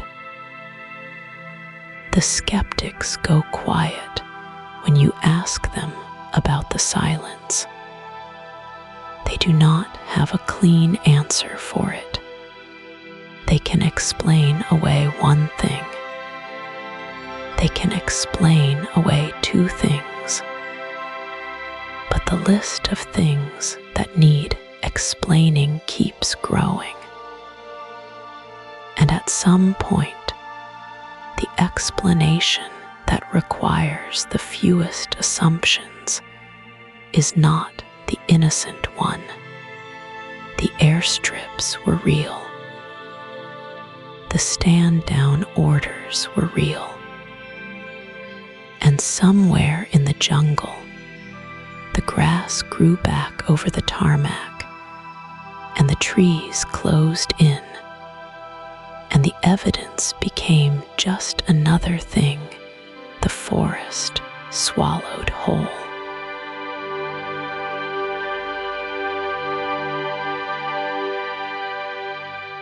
There is a small town in western Arkansas. You might drive through it and not think twice. The roads are quiet. The hills roll green and soft in every direction. The air smells like pine and red clay, and something older than either of those things. The town is called Mena, and in the 1980s, it smelled like jet fuel. Not always, not openly, but the people who lived there knew the smell. They knew the sound too. The low drone of cargo planes coming in late at night. The kind of planes that do not file the kind of paperwork that other planes file. The kind of planes that land and unload and leave before the sun comes up. The people of Mena were not foolish. They were not confused. They knew what they were seeing, and many of them said so. A man named Russell Welch was one of them. He was a state police investigator. He worked out of Mena. He started noticing things that did not add up. Planes, money, a man named Barry Seal, who flew out of that small Arkansas airport and somehow lived like a king. Welch started pulling threads. He wrote reports. He filed them. something strange happened. His investigation got very quiet, not because he stopped working, because the people above him stopped listening. Welch did not go away. He kept his notes. He kept his records. He kept talking to anyone who would sit still long enough to hear him. He was not angry, exactly. He was something steadier than angry. He was certain. There is a difference. Anger fades. Certainty does not. There was also a man named Bill Duncan. He was an IRS investigator. He came to Mena following the money, the way investigators do. He found what he found. He wrote what he wrote. And then he was told, in the careful language that institutions use when they want you to stop, that his work was no longer needed in that direction. He testified before Congress about what happened to his investigation. He said the word obstruction. He said it plainly. Nobody made headlines out of it. These are the believers, not people who read something online and decided to feel outraged. People who were there, who had badges and case files and years of professional experience, who followed the rules of evidence and came to conclusions that the rules of evidence supported, and who then watched those conclusions get quietly folded up and put in a drawer somewhere they could not reach. The airport at Mena was called Intermountain Regional. It had a long runway for a town that size, longer than you would expect, long enough for the kind of planes that need room to breathe. Bari Seal used it as a base of operations for years. Seal was a pilot. He was also, by the time federal investigators caught up with him, a DEA informant. He was also, according to people who knew him, moving product in both directions. Drugs coming north, weapons going south. The kind of arrangement that only works if certain people are looking somewhere else on purpose. Seal was killed in 1986, shot in a parking lot in Baton Rouge. The men who killed him were connected to the Medellin cartel. His address book was found at the scene. It contained the private phone number of then Vice President George H.W. Bush. That detail was reported.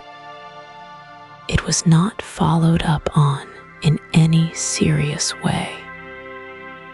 The people of Mena kept talking. Local journalists wrote about it.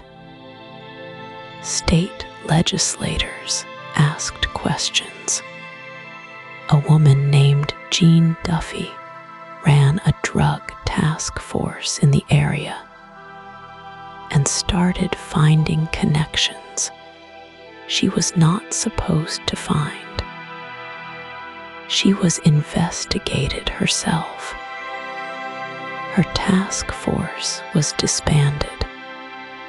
She eventually left Arkansas. She said she left because staying had become unsafe. That word keeps coming up. Unsafe. Not in a dramatic way. In a quiet, practical, this is just the reality of the situation way. The people who spoke up about Mena did not get famous. They did not get vindicated in any clean or public way. What they got was the knowledge that they had told the truth, and the long, slow understanding that telling the truth and being believed are two very different things. The planes stopped coming eventually.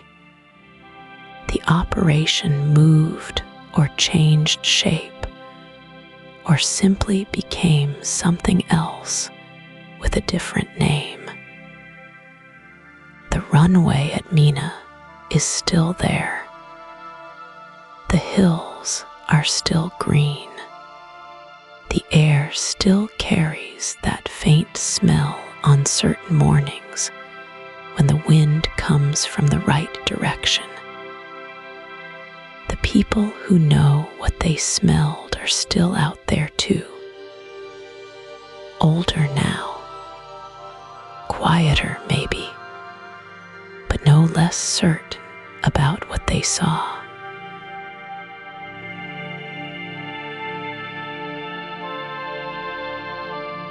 There is something about a place that holds what happened there, not in any mystical way, just in the way that land holds things, the way soil keeps what falls into it, the way wood absorbs smoke, the way a room still feels different years after something important happened inside it.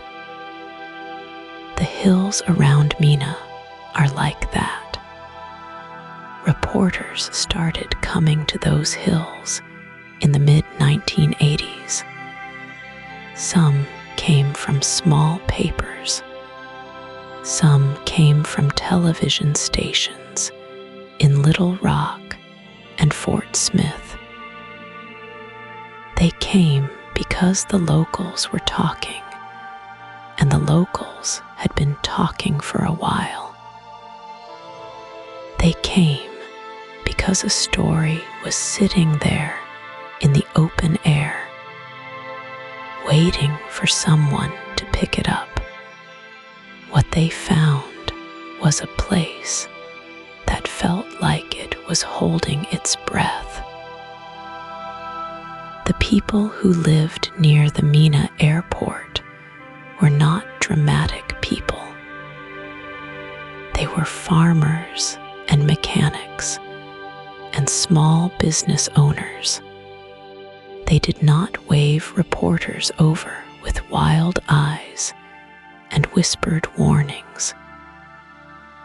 They spoke in the plain, flat way that people in that part of Arkansas speak.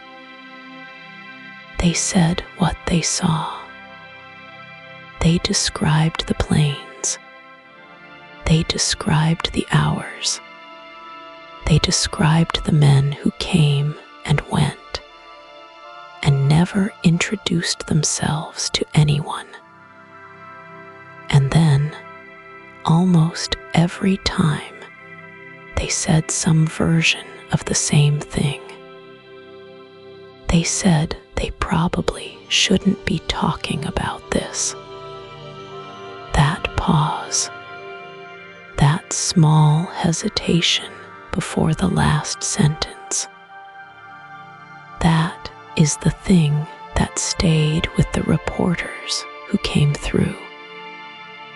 Not the planes, not the airstrip, not even the names that kept surfacing. It was that pause, the way ordinary people in an ordinary town had learned, without anyone telling them directly, that there were things you did not say out loud. One local journalist named Susie Parker spent years working the edges of the Mena story. She was careful. She documented what she could. She talked to people who had seen things and written things down. She found records that raised questions and questions that had no records attached to them at all. She kept pulling on the thread. What she found was not a clean story with a beginning and an end. What she found was a shape, a silhouette of something large. You could see the outline of it, but the center kept going dark. Other reporters found the same thing. The story was there. The sources were real. The documents existed. But the full picture kept refusing to come together. Pieces would surface and then disappear. Witnesses would talk and then stop talking. Files that should have existed turned out not to exist. Files that did exist turned out to be incomplete in very specific ways. The land around Mena kept its own kind of record, though. There were roads that had been widened without any public works project attached to them. There were warehouse buildings that locals could not account for. There were stretches of the Ouachita National Forest where the undergrowth had been cleared in patterns that did not match any logging operation anyone could name. Small things, easy to explain away one at a time, harder to explain away all at once. The Ouachita River runs through that part of Arkansas. It is a wide, slow river, dark green in summer, pale gray in winter. It moves through the hills like it has been there forever, which it has. The river does not care about airstrips or cargo or men in suits. It just moves. It just carries what falls into it downstream. But the people who fished that river in those years remember things too. They remember seeing lights on the water at hours when there should have been no lights. They remember the sound of engines overhead when the sky was supposed to be empty. They remember mornings when the air near the airport smelled like fuel, and something else they could not name. Memory is like that river. It carries things. It does not always know what it is carrying or where it is going, but it holds on. The reporters who came to Mena mostly left without the story they came for. Some of them wrote what they could. Some of them filed pieces that ran in small papers and disappeared. Some of them went back to their editors and said the story was real, but they could not prove it in the way that would survive a lawsuit or a denial from a federal agency. And the hills stayed green, and the river kept moving, and the runway sat there in the valley, quiet and long, and wide enough for the kind of planes that do not file flight plans. The land remembered. It just did not have a way to say so. That was always the job of the people, and the people were running out of places to stand.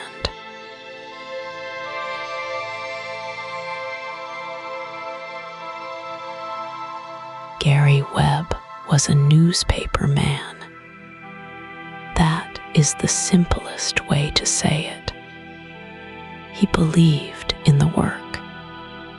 He believed that if you found the truth and wrote it down clearly, something would happen.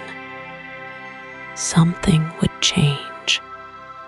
He had won awards. He had broken stories that mattered. He was the kind of reporter who kept his notes in order and his sources close and his head down over the keyboard until the thing was done right. In 1996, he published a series called Dark Alliance in the San Jose Mercury News. It ran in 3 parts. It named names. It drew lines between the Contra supply network in Nicaragua, a cocaine pipeline that ran into Los Angeles, and the crack epidemic that had swallowed whole neighborhoods whole. Webb had documents. He had sources. He had a Nicaraguan drug dealer named Ricky Ross, who had flooded South Central with crack cocaine. And he had the men above Ricky Ross, and he had the men above them. And the lines he drew went north and east toward Langley, Virginia. The story landed like a stone in still water. The rings spread fast. Black communities in Los Angeles had been saying for years that something was wrong, that the crack had come too fast and too hard, that the money from it had moved in directions that did not make sense, that the police response had been slow in some places and brutal in others, and never quite aimed at the source. Webb's series gave those feelings a shape. It gave them dates and names and flight manifests and court records. For a moment, it felt like the kind of story that changes things. Then the other papers came. The Los Angeles Times, the Washington Post, the New York Times.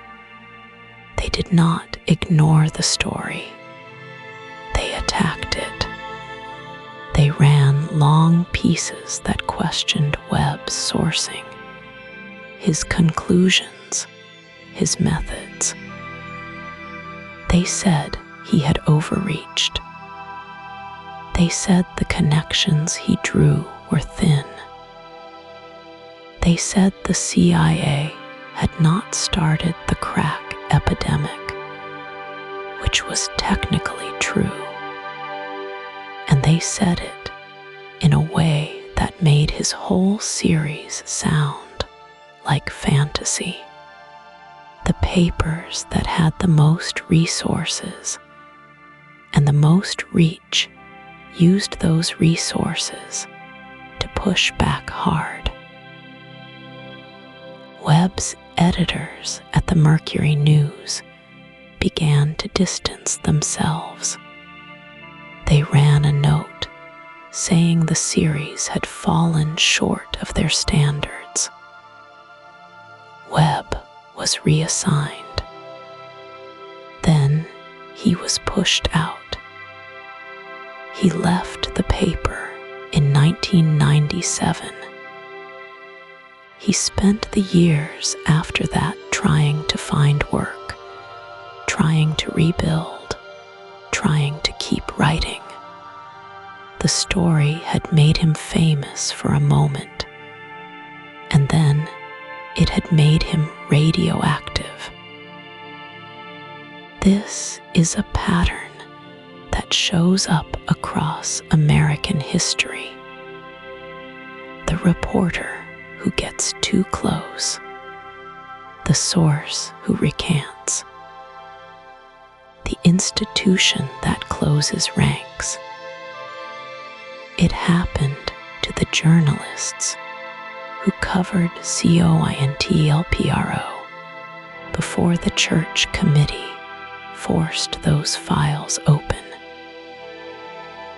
It happened to the people who wrote about the Tuskegee trials before the government finally admitted what it had done. It happened to the men and women who tried to report on CIA activities in Southeast Asia while the war was still going. The story gets out. Then the story gets buried, not with a shovel, with 1,000 small corrections and a slow withdrawal of support until the person holding the story is standing alone. Webb moved back to Sacramento. He worked where he could. He wrote a book called Dark Alliance that expanded the series and went deeper into the evidence. The book sold. People read it. But the damage to his reputation had been done in the way that damage of that kind gets done, quietly and thoroughly, and by people who never had to sign their names to it. In December of 2004, Gary Webb was found dead in his apartment. He was 49 years old. The coroner ruled it a suicide. 2 gunshot wounds to the head. The coroner said it was possible. Rare, but possible. His family and friends said he had been struggling. They said the years had been hard.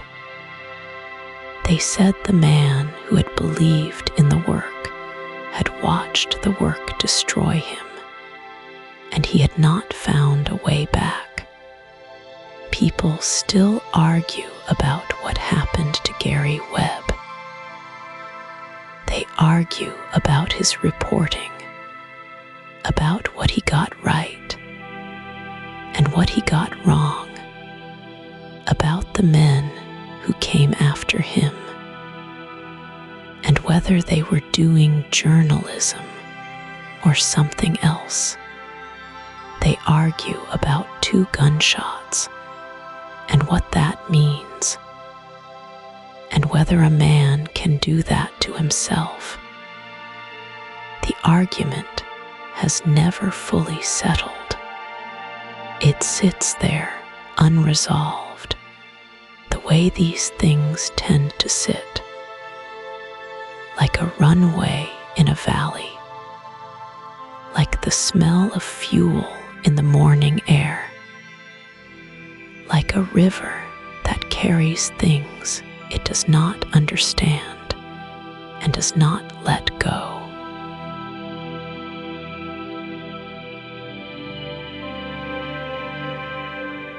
The Los Angeles Times sent 3 reporters after Gary Webb.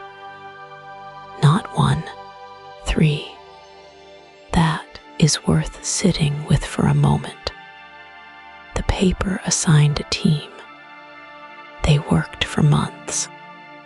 They published their findings in October of 1996, just weeks after Webb's series ran in the San Jose Mercury News.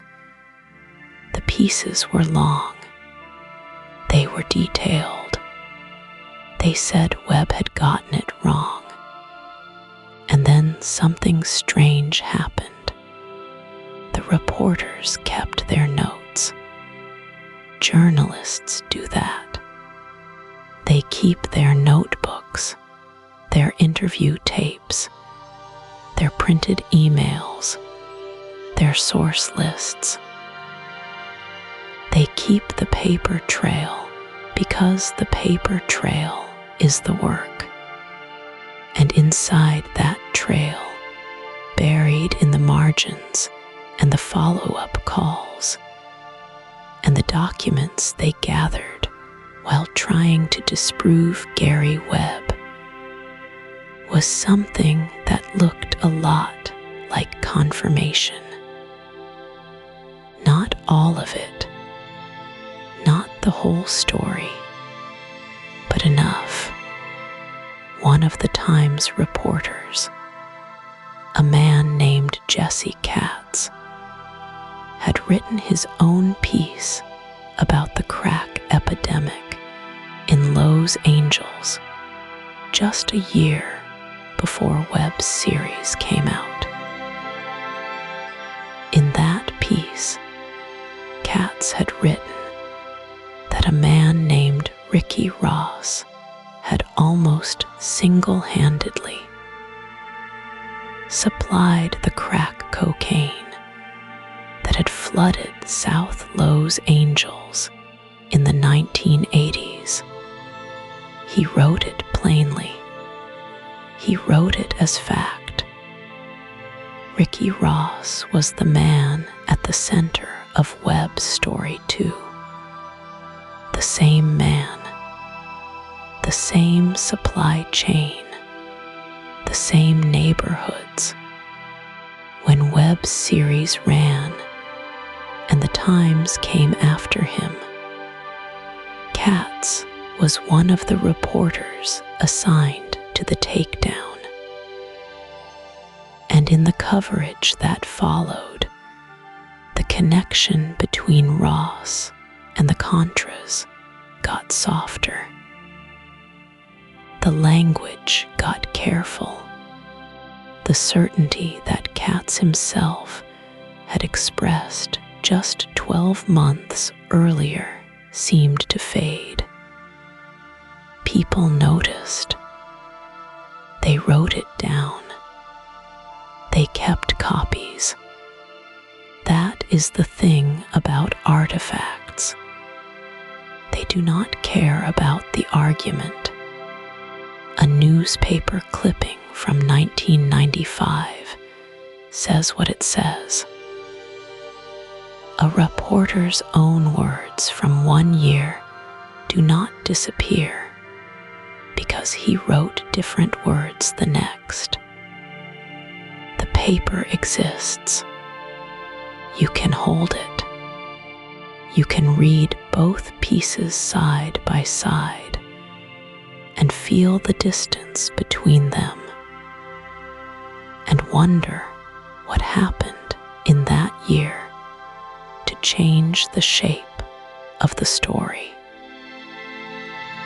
The documents that came out of the CIA's own internal investigation are another kind of artifact.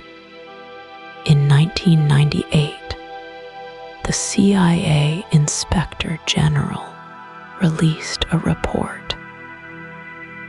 It was long. It was dense. It was written in the careful language of institutions that are explaining themselves to themselves. But inside it, in the sections that did not make the front pages, the report acknowledged that the CIA had known about drug trafficking by Contra groups and had not always reported it to the Justice Department as required by law.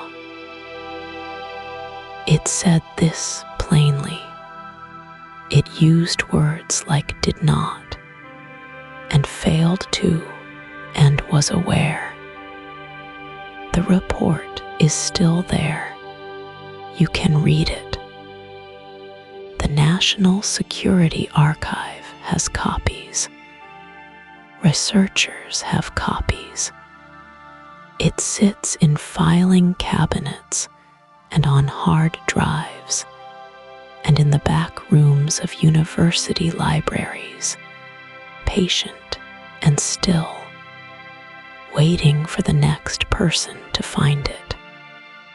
There are photographs too, not dramatic ones, not the kind that tell you everything in a single frame, but photographs of airstrips in remote places, taken by journalists and researchers, and people who drove down long dirt roads because something felt worth looking at.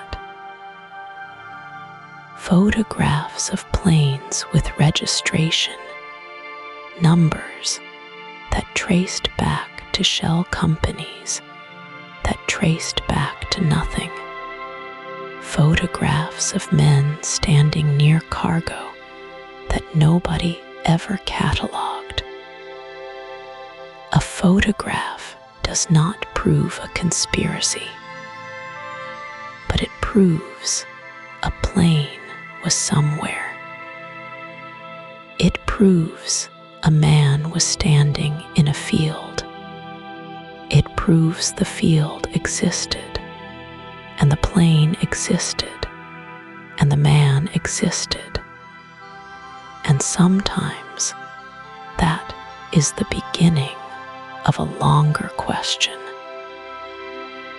The Kerry Committee report from 1989 is another artifact. It is 1,166 pages long. It was produced by the United States Senate. It found that members of the Contra network were involved in drug trafficking. It found that U.S. officials knew. It found that the State Department had paid companies to transport supplies into Central America, even after those companies had been named in drug investigations. These are not allegations. They are findings. They are in the report. The report is in the congressional record. It was not classified. It was not hidden. It was published, and then it was mostly ignored. The way a very long document about a very uncomfortable subject tends to get ignored when the moment passes and the news cycle moves on. But it did not disappear. None of it disappeared. The notes, the clippings, the photographs, the reports, the contradictions in a single reporter's work across a single year. They are all still there, quiet and patient, the way evidence tends to be when no one is quite ready to look at it directly.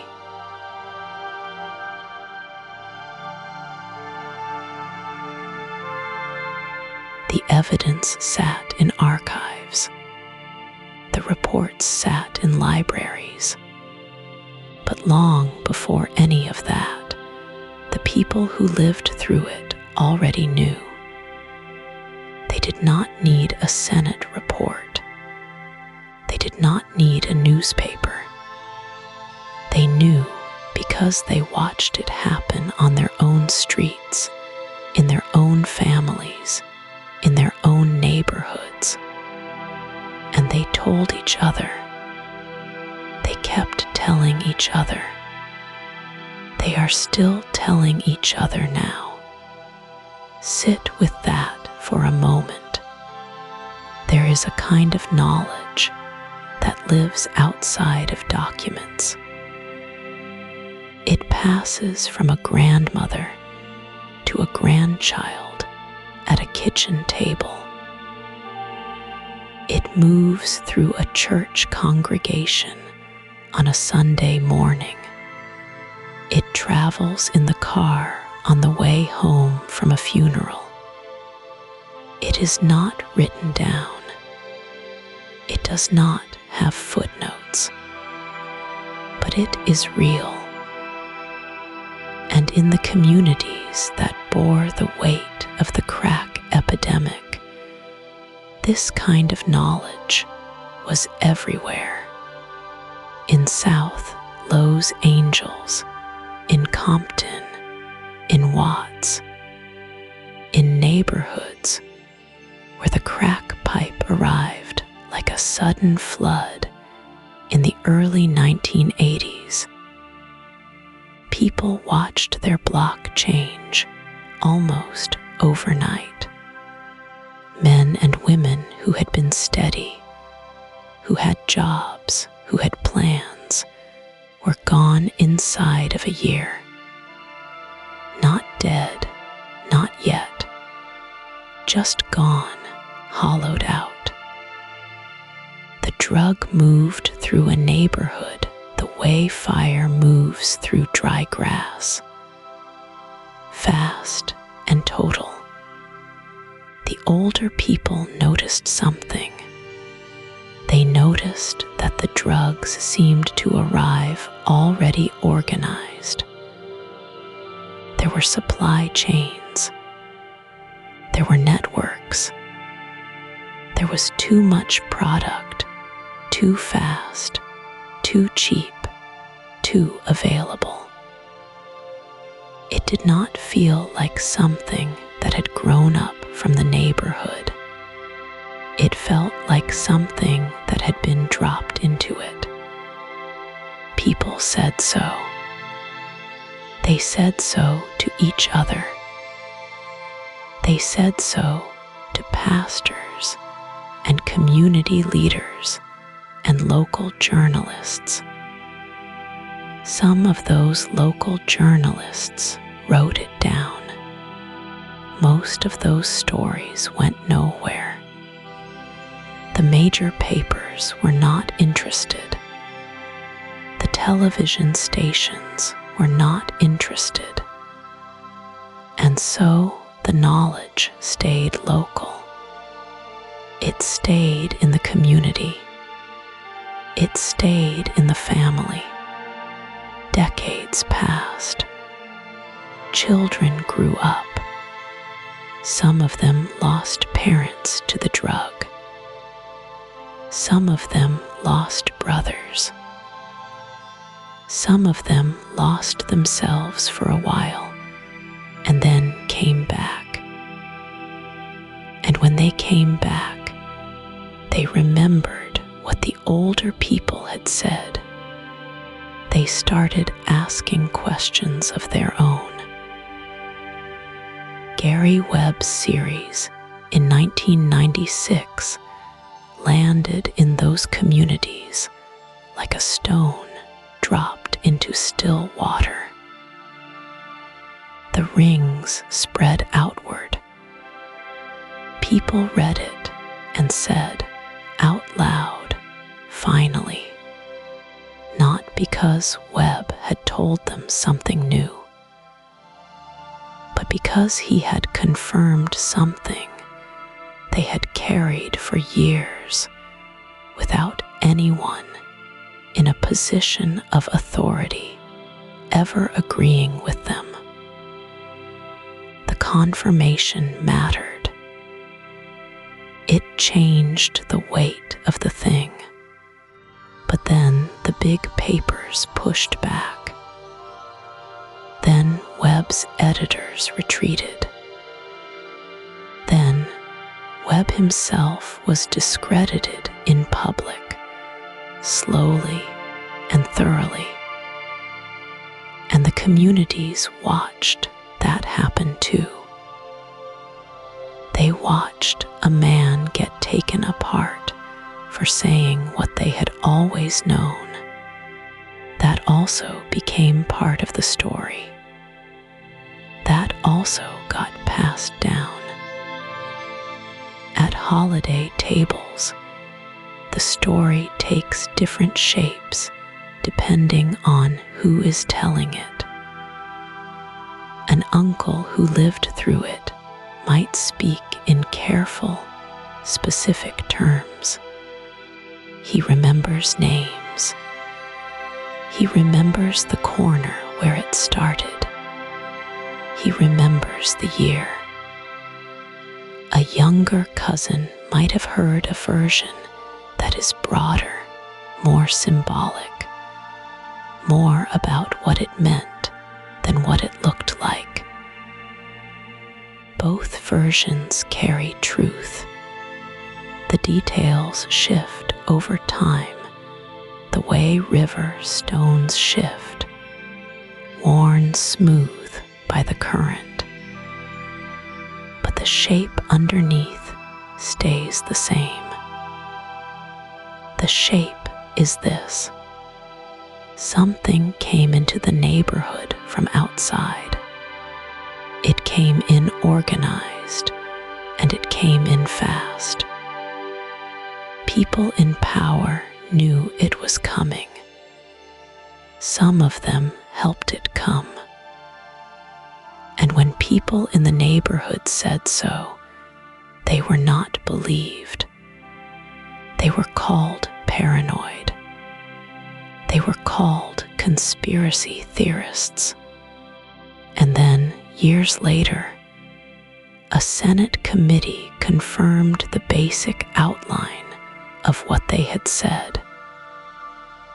And almost no one noticed. That is the story as the community tells it, not as a mystery, not as a question, as a fact that was simply never given its proper name. There is something particular about knowledge that a community holds in its body before the official world catches up. It is not comfortable knowledge.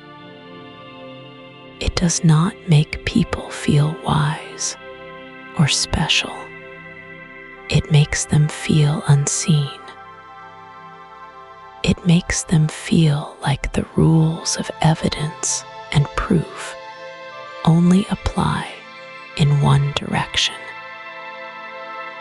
Like some stories have to be proven 10 times over, while others get believed on the first telling.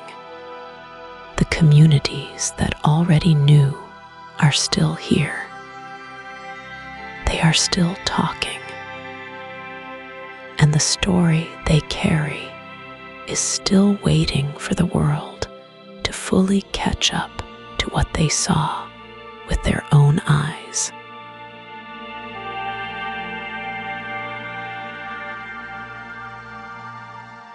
Congress did ask. That part is true. There was a moment, somewhere in the middle of all of it, when people with power and titles and offices in Washington sat down and started pulling at the thread. They called witnesses. They read documents. They held hearings in rooms with high ceilings and wooden panels and American flags standing in the corners like quiet sentinels. For a little while, it looked like something might actually come of it. That moment did not last.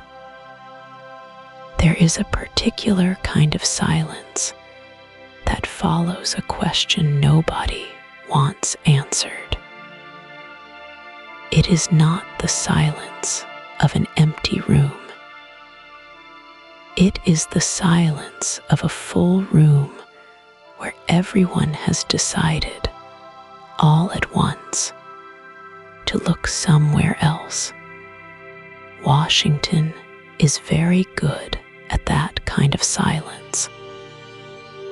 It has had a long time to practice. The questions started coming in the mid-1980s. A few senators had heard the same things the reporters were hearing. The same names kept appearing. The same airstrips. The same routes. The same pattern of planes flying south with weapons and coming back north with something else. Senator John Kerry, a Democrat from Massachusetts, decided to look into it. His staff started making calls. They started reading documents. They started finding things.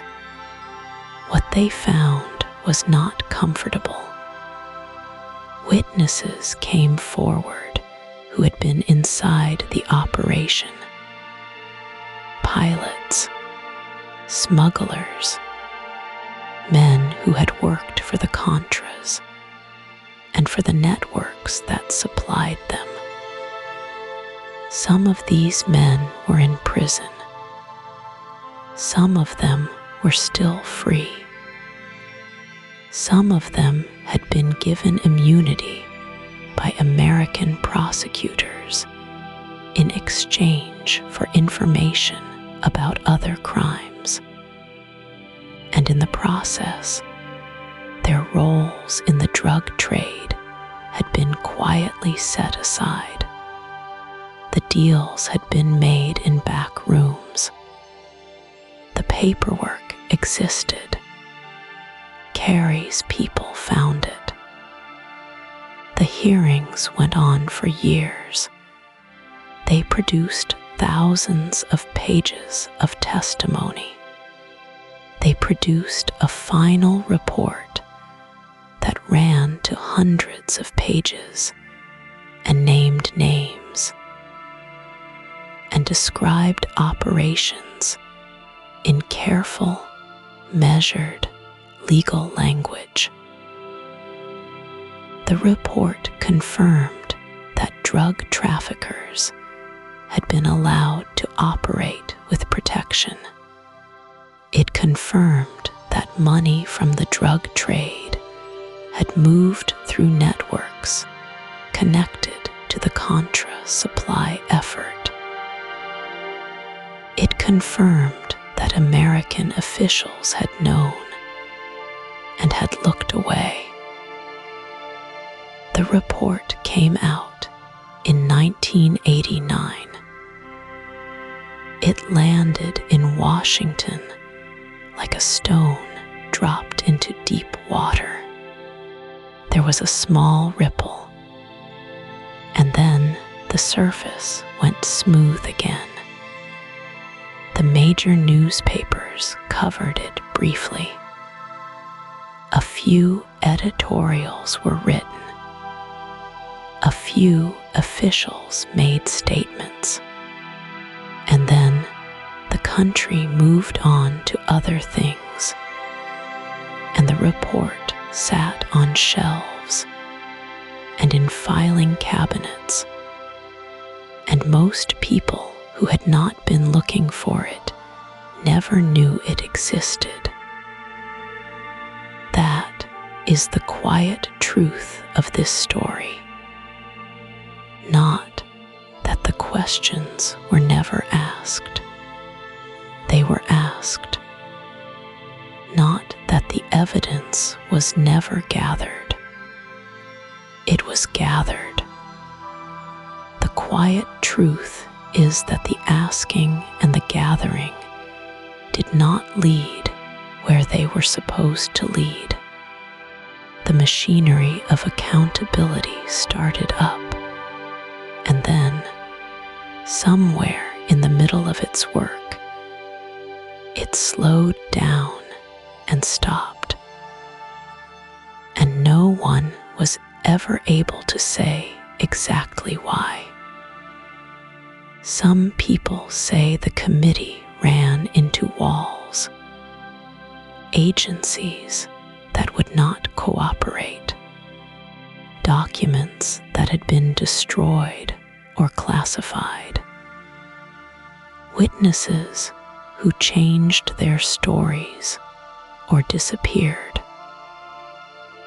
The apparatus of secrecy is very good at protecting itself. It does not have to be dramatic about it. It just has to be slow. It just has to make things difficult enough for long enough that the people asking the questions eventually run out of time or money or political will. Others say the committee did its job, that the report was the job, that the point was never to prosecute anyone. The point was to create a record, to put the facts somewhere they could not be erased, to make it so that anyone who wanted to know could find out if they were willing to look. Both of those things might be true at the same time. What is certain is this: the communities that were flooded with drugs in the 1980s did not need the Kerry report to tell them what had happened. They already knew. The report was not a revelation for them. It was a confirmation.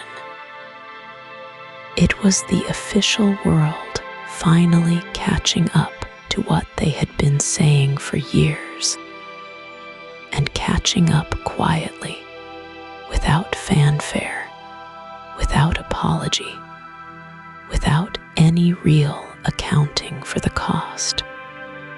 The cost had been paid in full. It had been paid in neighborhoods, in families, in years of life, in children who grew up without parents and parents who outlived their children. The cost was real, and the cost was enormous, and the report named it in careful language. And then the world moved on. Some things are confirmed and still never truly answered. This is one of them.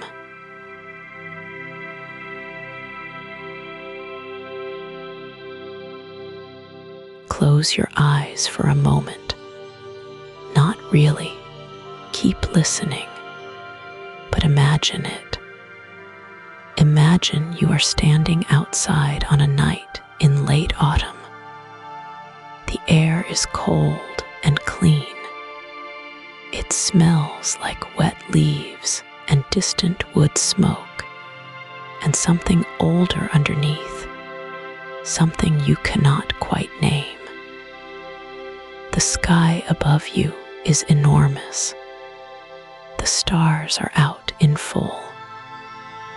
They hang there like scattered salt on dark cloth, still and patient, and completely indifferent to everything that has ever happened below them.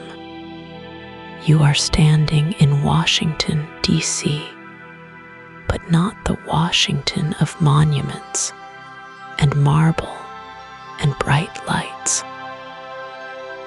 The other Washington, the one that exists after midnight, when the buildings go quiet and the hallways empty out and the offices sit dark behind their thick glass windows.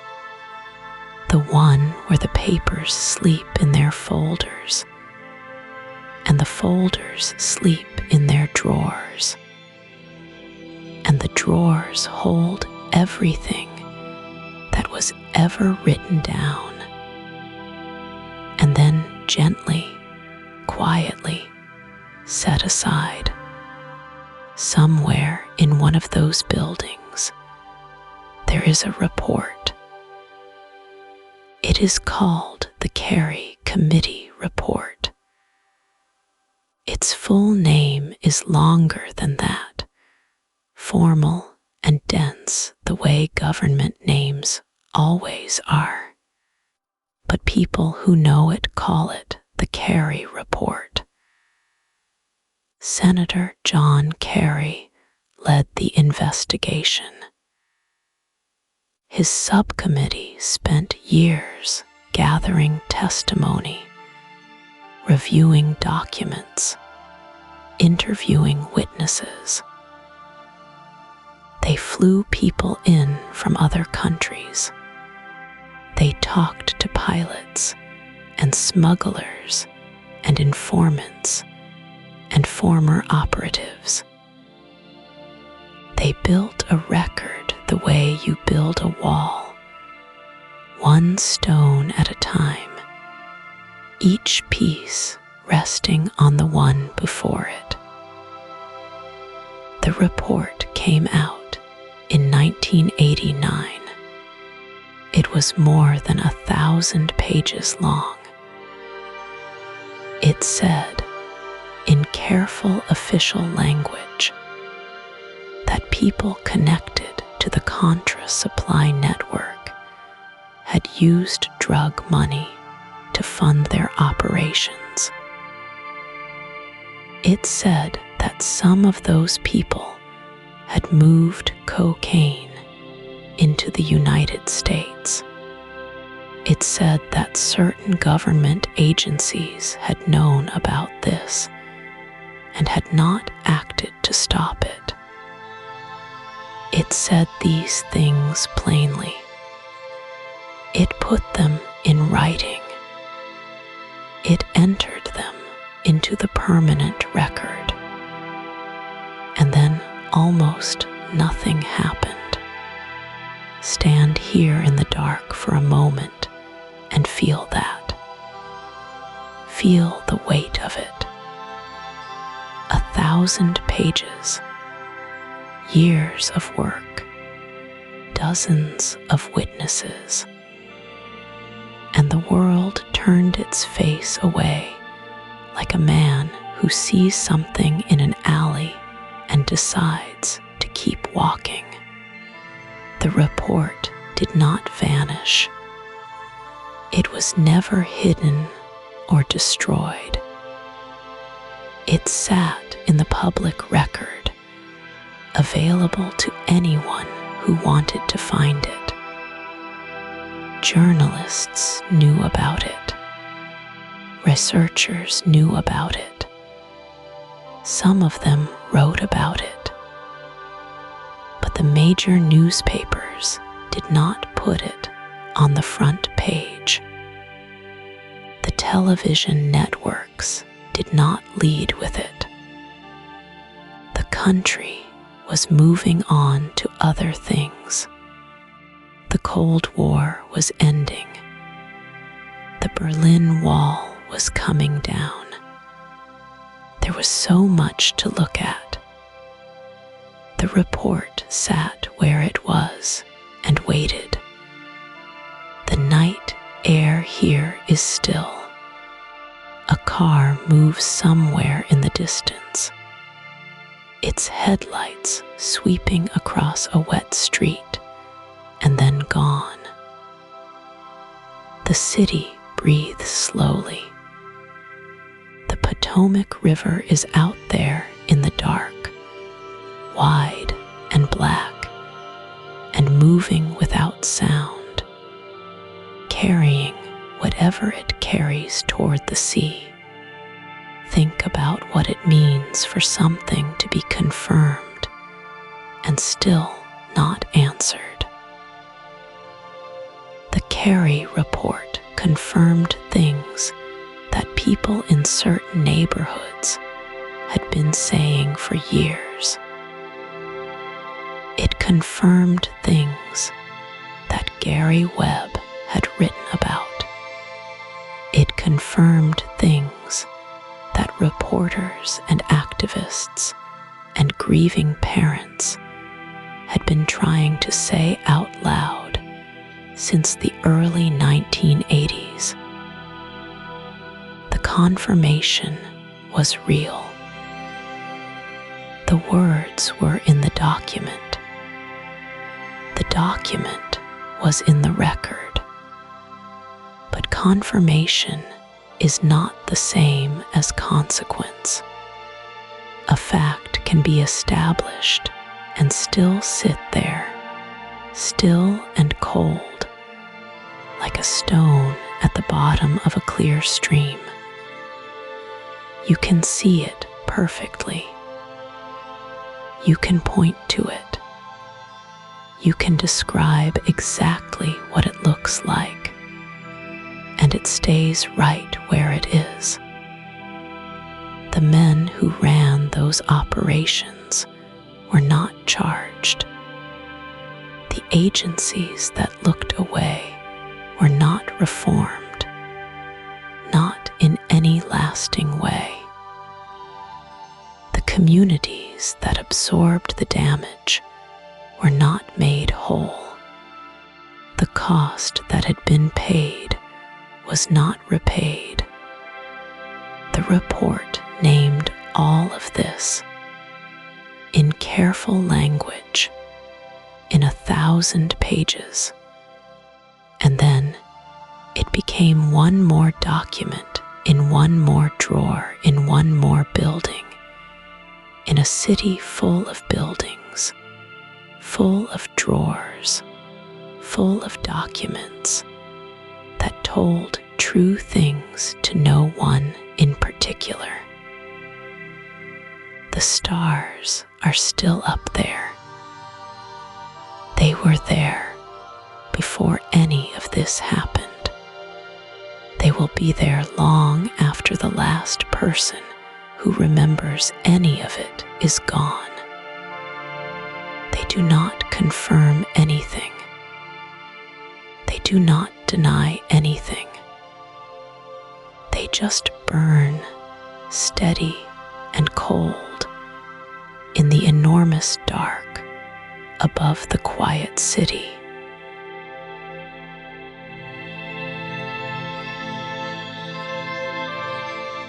Some men walked away clean. That is the part that stays with you long after the documents are filed and the hearings are over and the reporters have moved on to other stories. The men who built those networks, who made those calls, who signed those approvals and looked the other way at the right moments, most of them went home. Most of them retired. Some of them wrote books. Some of them gave speeches at universities. Some of them received medals. There is a particular kind of quiet that settles over a man who has done something large and gotten away with it. You can almost see it in the photographs from those years. Men in dark suits standing in bright rooms, shaking hands with other men in dark suits, smiling the way people smile when they know the camera is there. Calm, settled, like men who have already decided how history will remember them and have made their peace with it. Oliver North was convicted on 3 felony counts in 1989. The convictions were vacated on appeal. He went on to host a television show. He wrote best-selling books. He became a celebrated figure in certain circles. The law reached for him and then let him go, the way a hand might close around smoke.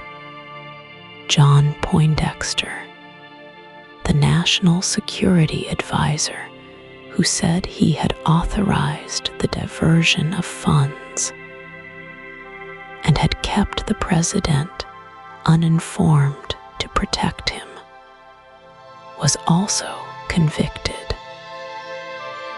His convictions were also vacated. He later returned to government service under a different administration. He worked in technology policy. He had an office. He had a staff. The men who ran the airstrips, who managed the logistics, who flew the planes or knew about the planes, most of them are simply gone now. Retired, dead, living somewhere quiet with a view of something pleasant.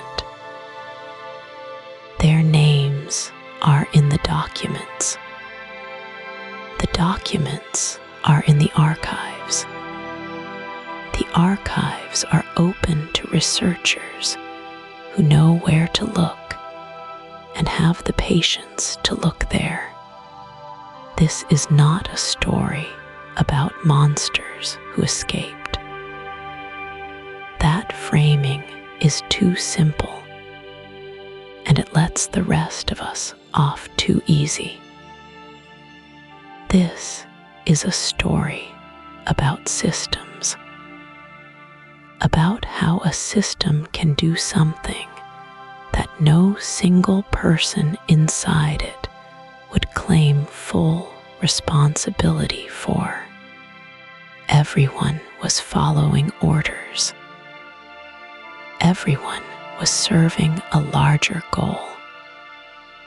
Everyone believed, or said they believed, that the ends were worth the means. And when it was over, there was no single person standing in the center of it, all holding the thing that had been done. communities that absorbed the damage did not walk away clean. The neighborhoods in Los Angeles and Chicago and Baltimore and Detroit that were flooded with cheap cocaine in the 1980s did not get a second chance. The men who went to prison for selling that cocaine did not have their sentences vacated on appeal. They served their time. Many of them are still serving it. The mandatory minimum sentencing laws passed during those same years made sure of that. The same years, the same government, different outcomes for different people. Gary Webb did not walk away clean. He walked away broken. And then he did not walk away at all. His name is remembered now by people who care about this story. But the institutions that destroyed his career are still standing. The newspapers that piled on are still publishing. The reporters who called him a conspiracy theorist are still, some of them, considered respectable voices on matters of national security. What grows from a story like this is not a festival. It is not a tradition with a name. It is something quieter and harder to describe. It is a way of reading the news, a habit of asking who benefits, a reflex that kicks in when an official explanation arrives too quickly and too neatly. It is the reason certain people in certain neighborhoods have never fully trusted the institutions that were supposed to protect them. That distrust is not paranoia. It was earned. It was taught by experience, the hard way, over decades. There is a word for what this story left behind. The word is knowledge, not the kind that comes from a book or a classroom, the kind that comes from watching what actually happened and remembering it clearly even when the people in charge would prefer you forgot. The men who walked away clean are part of that knowledge. Their names are part of it. Their careers are part of it. The gap between what they did and what happened to them as a result. That gap is part of it too. You carry that gap with you. Once you see it, it does not close.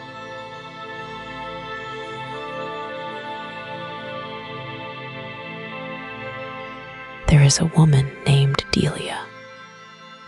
She grew up in South Central Los Angeles in the 1980s. She watched her block change the way a river changes after a flood, slowly at first, then all at once. She was 9 years old when the pipes started showing up. She was 12 when the funeral started. She was 15 when she understood that something had been done to her neighborhood, not just something that had happened to to it. Delia is in her 50s now. She lives in Atlanta. She has lived there for almost 30 years. She left Los Angeles the way a lot of people left, quietly, without ceremony, carrying what she could and leaving the rest behind. But she did not leave the story. The story came with her, packed in between everything else, folded into the way she sees the world. She works as a school counselor now. She talks to kids who are growing up in neighborhoods that remind her of the one she left. Different city, different decade, same shape of trouble. She does not tell them everything she knows. They are too young for all of it, but she tells them enough. She tells them to watch who benefits when something bad moves into a neighborhood. She tells them that official explanations are worth examining, not just accepting. She tells them that the news is a thing that gets written by people with interests, and that those interests are worth knowing. This is how the story travels. Not in books, not in documentaries, in people, in the things they say to the next generation when they are trying to prepare them for a world that does not always tell the truth. Delia read Gary Webb's series when it came out in 1996. She was in her late 20s by then, already in Atlanta, already building a different life. She read it on a printed copy that a friend mailed her from California. She read it at her kitchen table with a cup of coffee going cold beside her. She said later that reading it felt like someone had finally written down a thing she had known in her body for years, but never seen confirmed on paper. She cried, not from sadness exactly, from recognition. She kept that printed copy for a long time. She does not know where it is now, but she remembers what it said. She remembers the names. She remembers the dates. She carries them the way you carry a scar, not always visible, but always there when you press on the right spot. There are thousands of people like Delia. They scattered from the cities that bore the worst of it. They went to Atlanta and Houston and Chicago and Phoenix and smaller towns in between. They brought the story with them the way immigrants bring recipes and songs. It changed a little in each new place. It mixed with local knowledge, local grievances, local versions of the same pattern. But the core of it stayed the same. The core is this: something was allowed to happen. People in positions of power knew. communities that suffered were not considered worth protecting. And when the story finally came out, the people who made it happen walked away. That core does not expire. It does not go stale. It fits too many situations in too many places for it to ever fully lose its relevance. That is the uncomfortable thing about a pattern. Once you have seen it once, you start to see it everywhere. And sometimes you are right. Delia's students do not know her full history. They know she grew up in Los Angeles. They know she has seen things. They can tell, the way young people can always tell, that there is more behind her eyes than she lets out in a single conversation. Some of them ask her about it. She answers carefully. She gives them just enough to open a door without pushing them through it. She tells them that the most important thing a person can do is pay attention, not just to what is said, but to what is not said. Not just to who gets blamed, but to who gets protected. Not just to the story on the surface, but to the one running underneath it, quiet and steady, like a river you cannot see, but can hear if you get close enough and stay still. That is the lesson the story left in her. She did not choose it. It was given to her by the decade she grew up in, by the block she grew up on, by the things she watched happen to people she loved. She carries it now like a compass. She points it at the world. She teaches other people how to read it. The story did not end in Los Angeles. It did not end in Washington. It is still walking around in the world, wearing different faces, living in different cities, waiting to be recognized.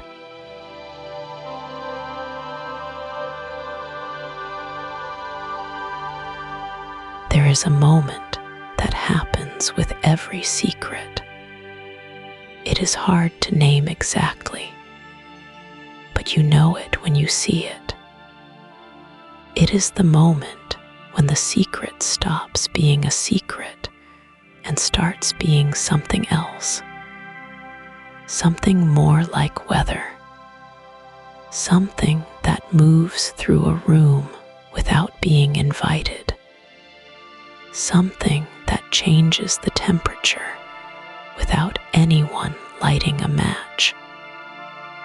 This story reached that moment a long time ago.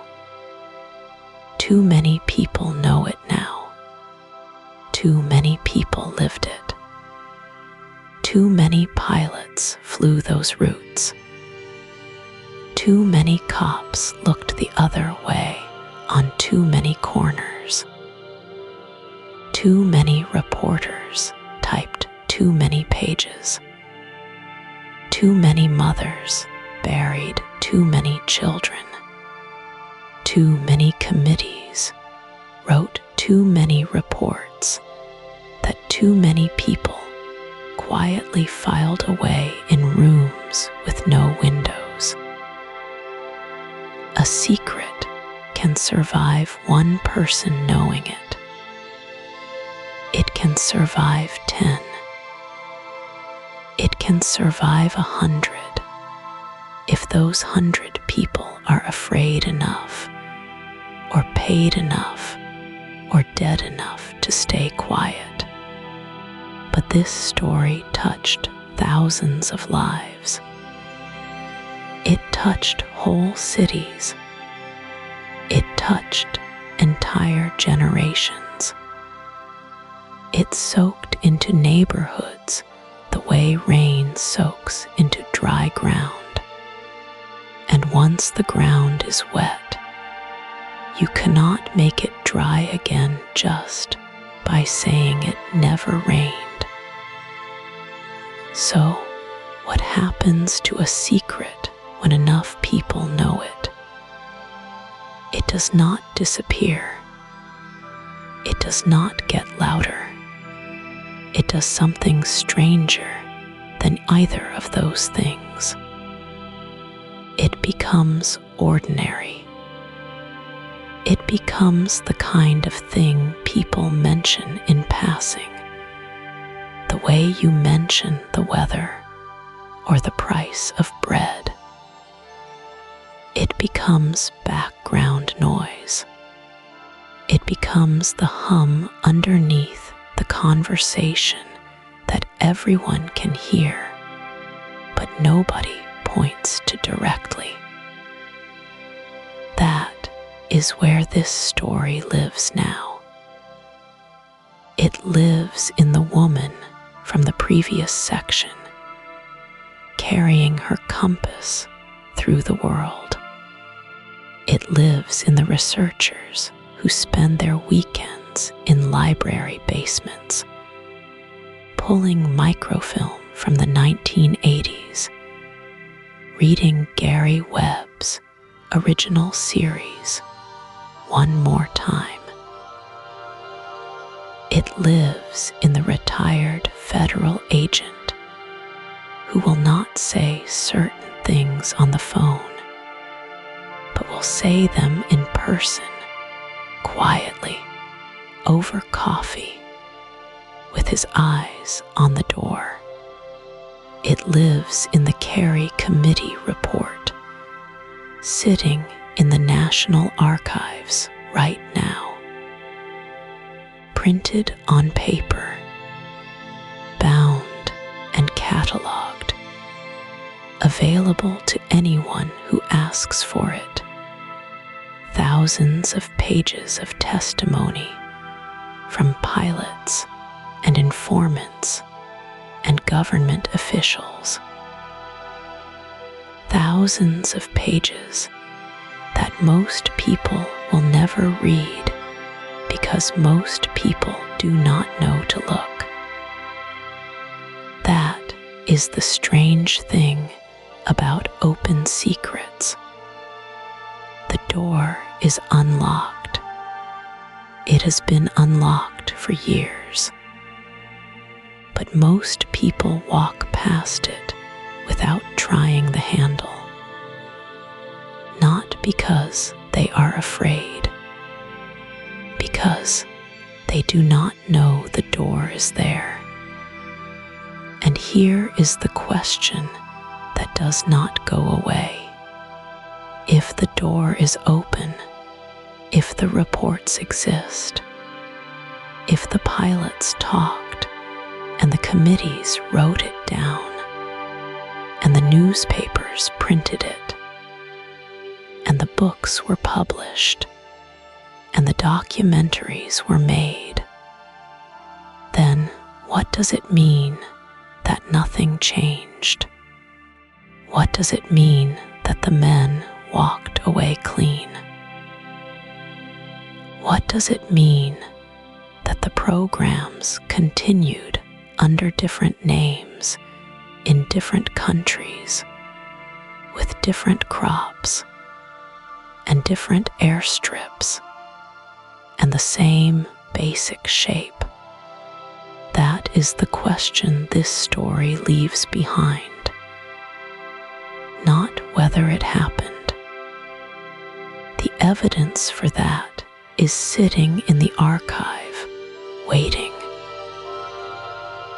question is what it means that knowing is not the same as stopping. That exposure is not the same as accountability. That a secret can become common knowledge and still protect the people who kept it. The story is not asking you to be angry. It is not asking you to despair.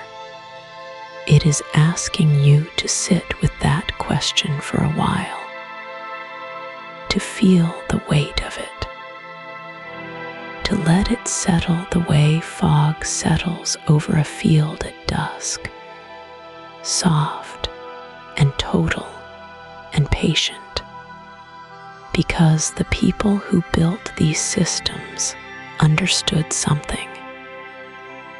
They understood that most people have enough to worry about, enough bills, enough work, enough grief of their own. They understood that a secret does not need to be hidden forever. It only needs to be hidden long enough for the moment to pass, long enough for the faces to change, long enough for the story to become history instead of news. But history has a way of coming back around. It always does. It comes back in the faces of the next generation, asking the same questions. It comes back in the researchers and the reporters and the women carrying their compasses. It comes back in the quiet, persistent feeling that something important happened, and the full shape of it has not yet been seen. The door is open. It has been open for a long time. All it takes is someone willing to walk through it.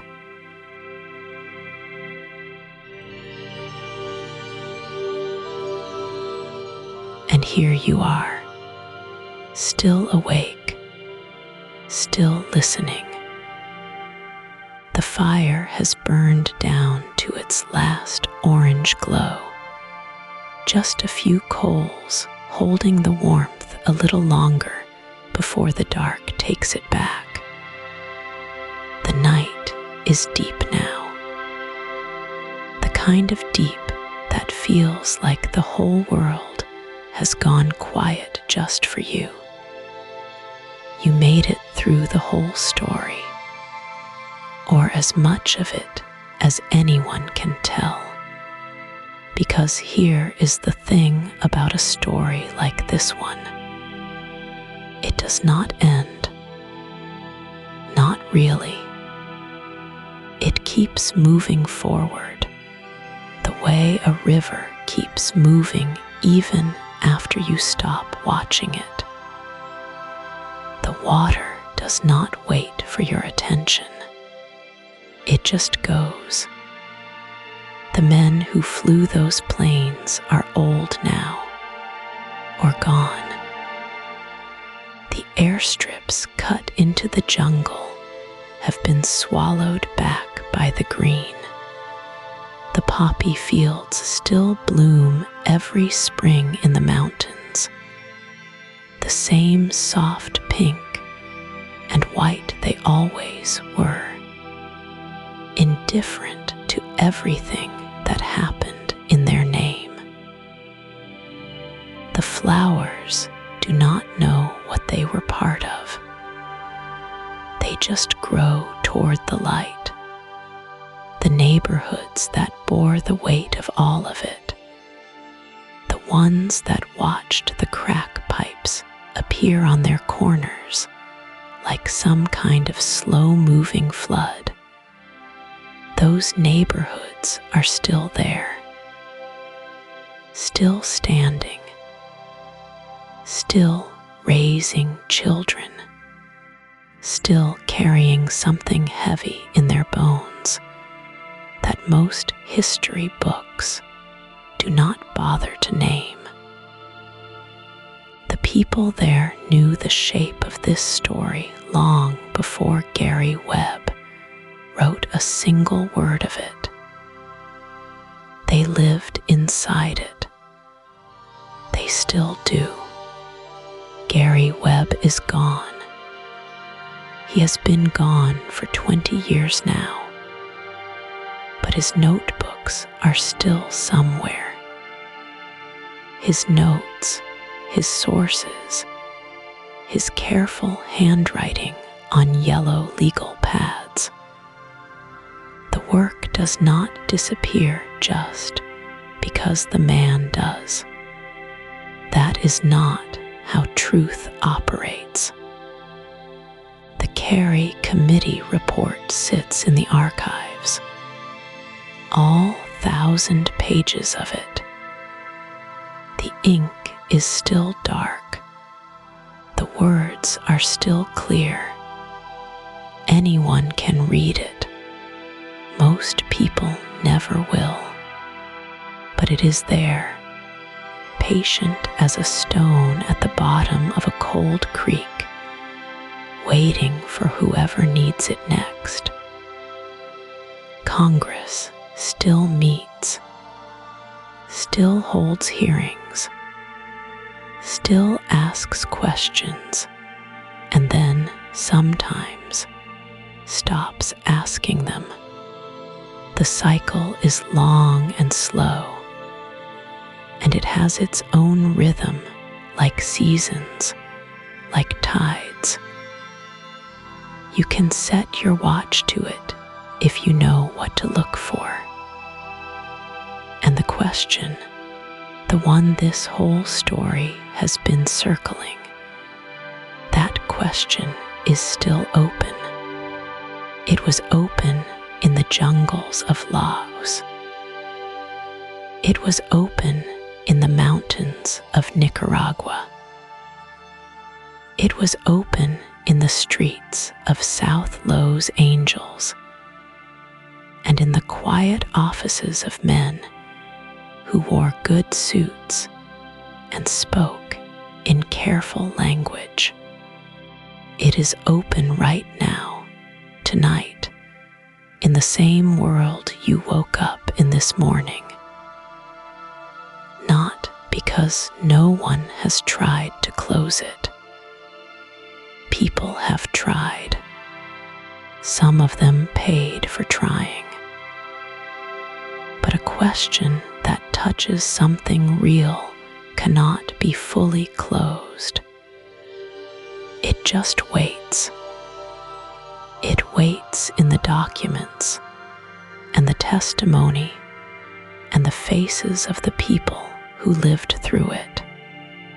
It waits for the next person who gets curious enough to look. You are part of that now. Just by listening tonight, you are part of the long chain of people who kept this story alive. The ones who told it around kitchen tables and in barber shops and in letters passed between prison cells and in articles published in small papers that nobody powerful wanted to read. They kept it moving. You keep it moving. That is how it works. Outside right now, wherever you are, the sky is doing what it always does. The stars are out, or the clouds are thick, or the moon is laying a long silver road across the water. The trees are standing the way they always stand, patient and tall and older than any of this. The fields are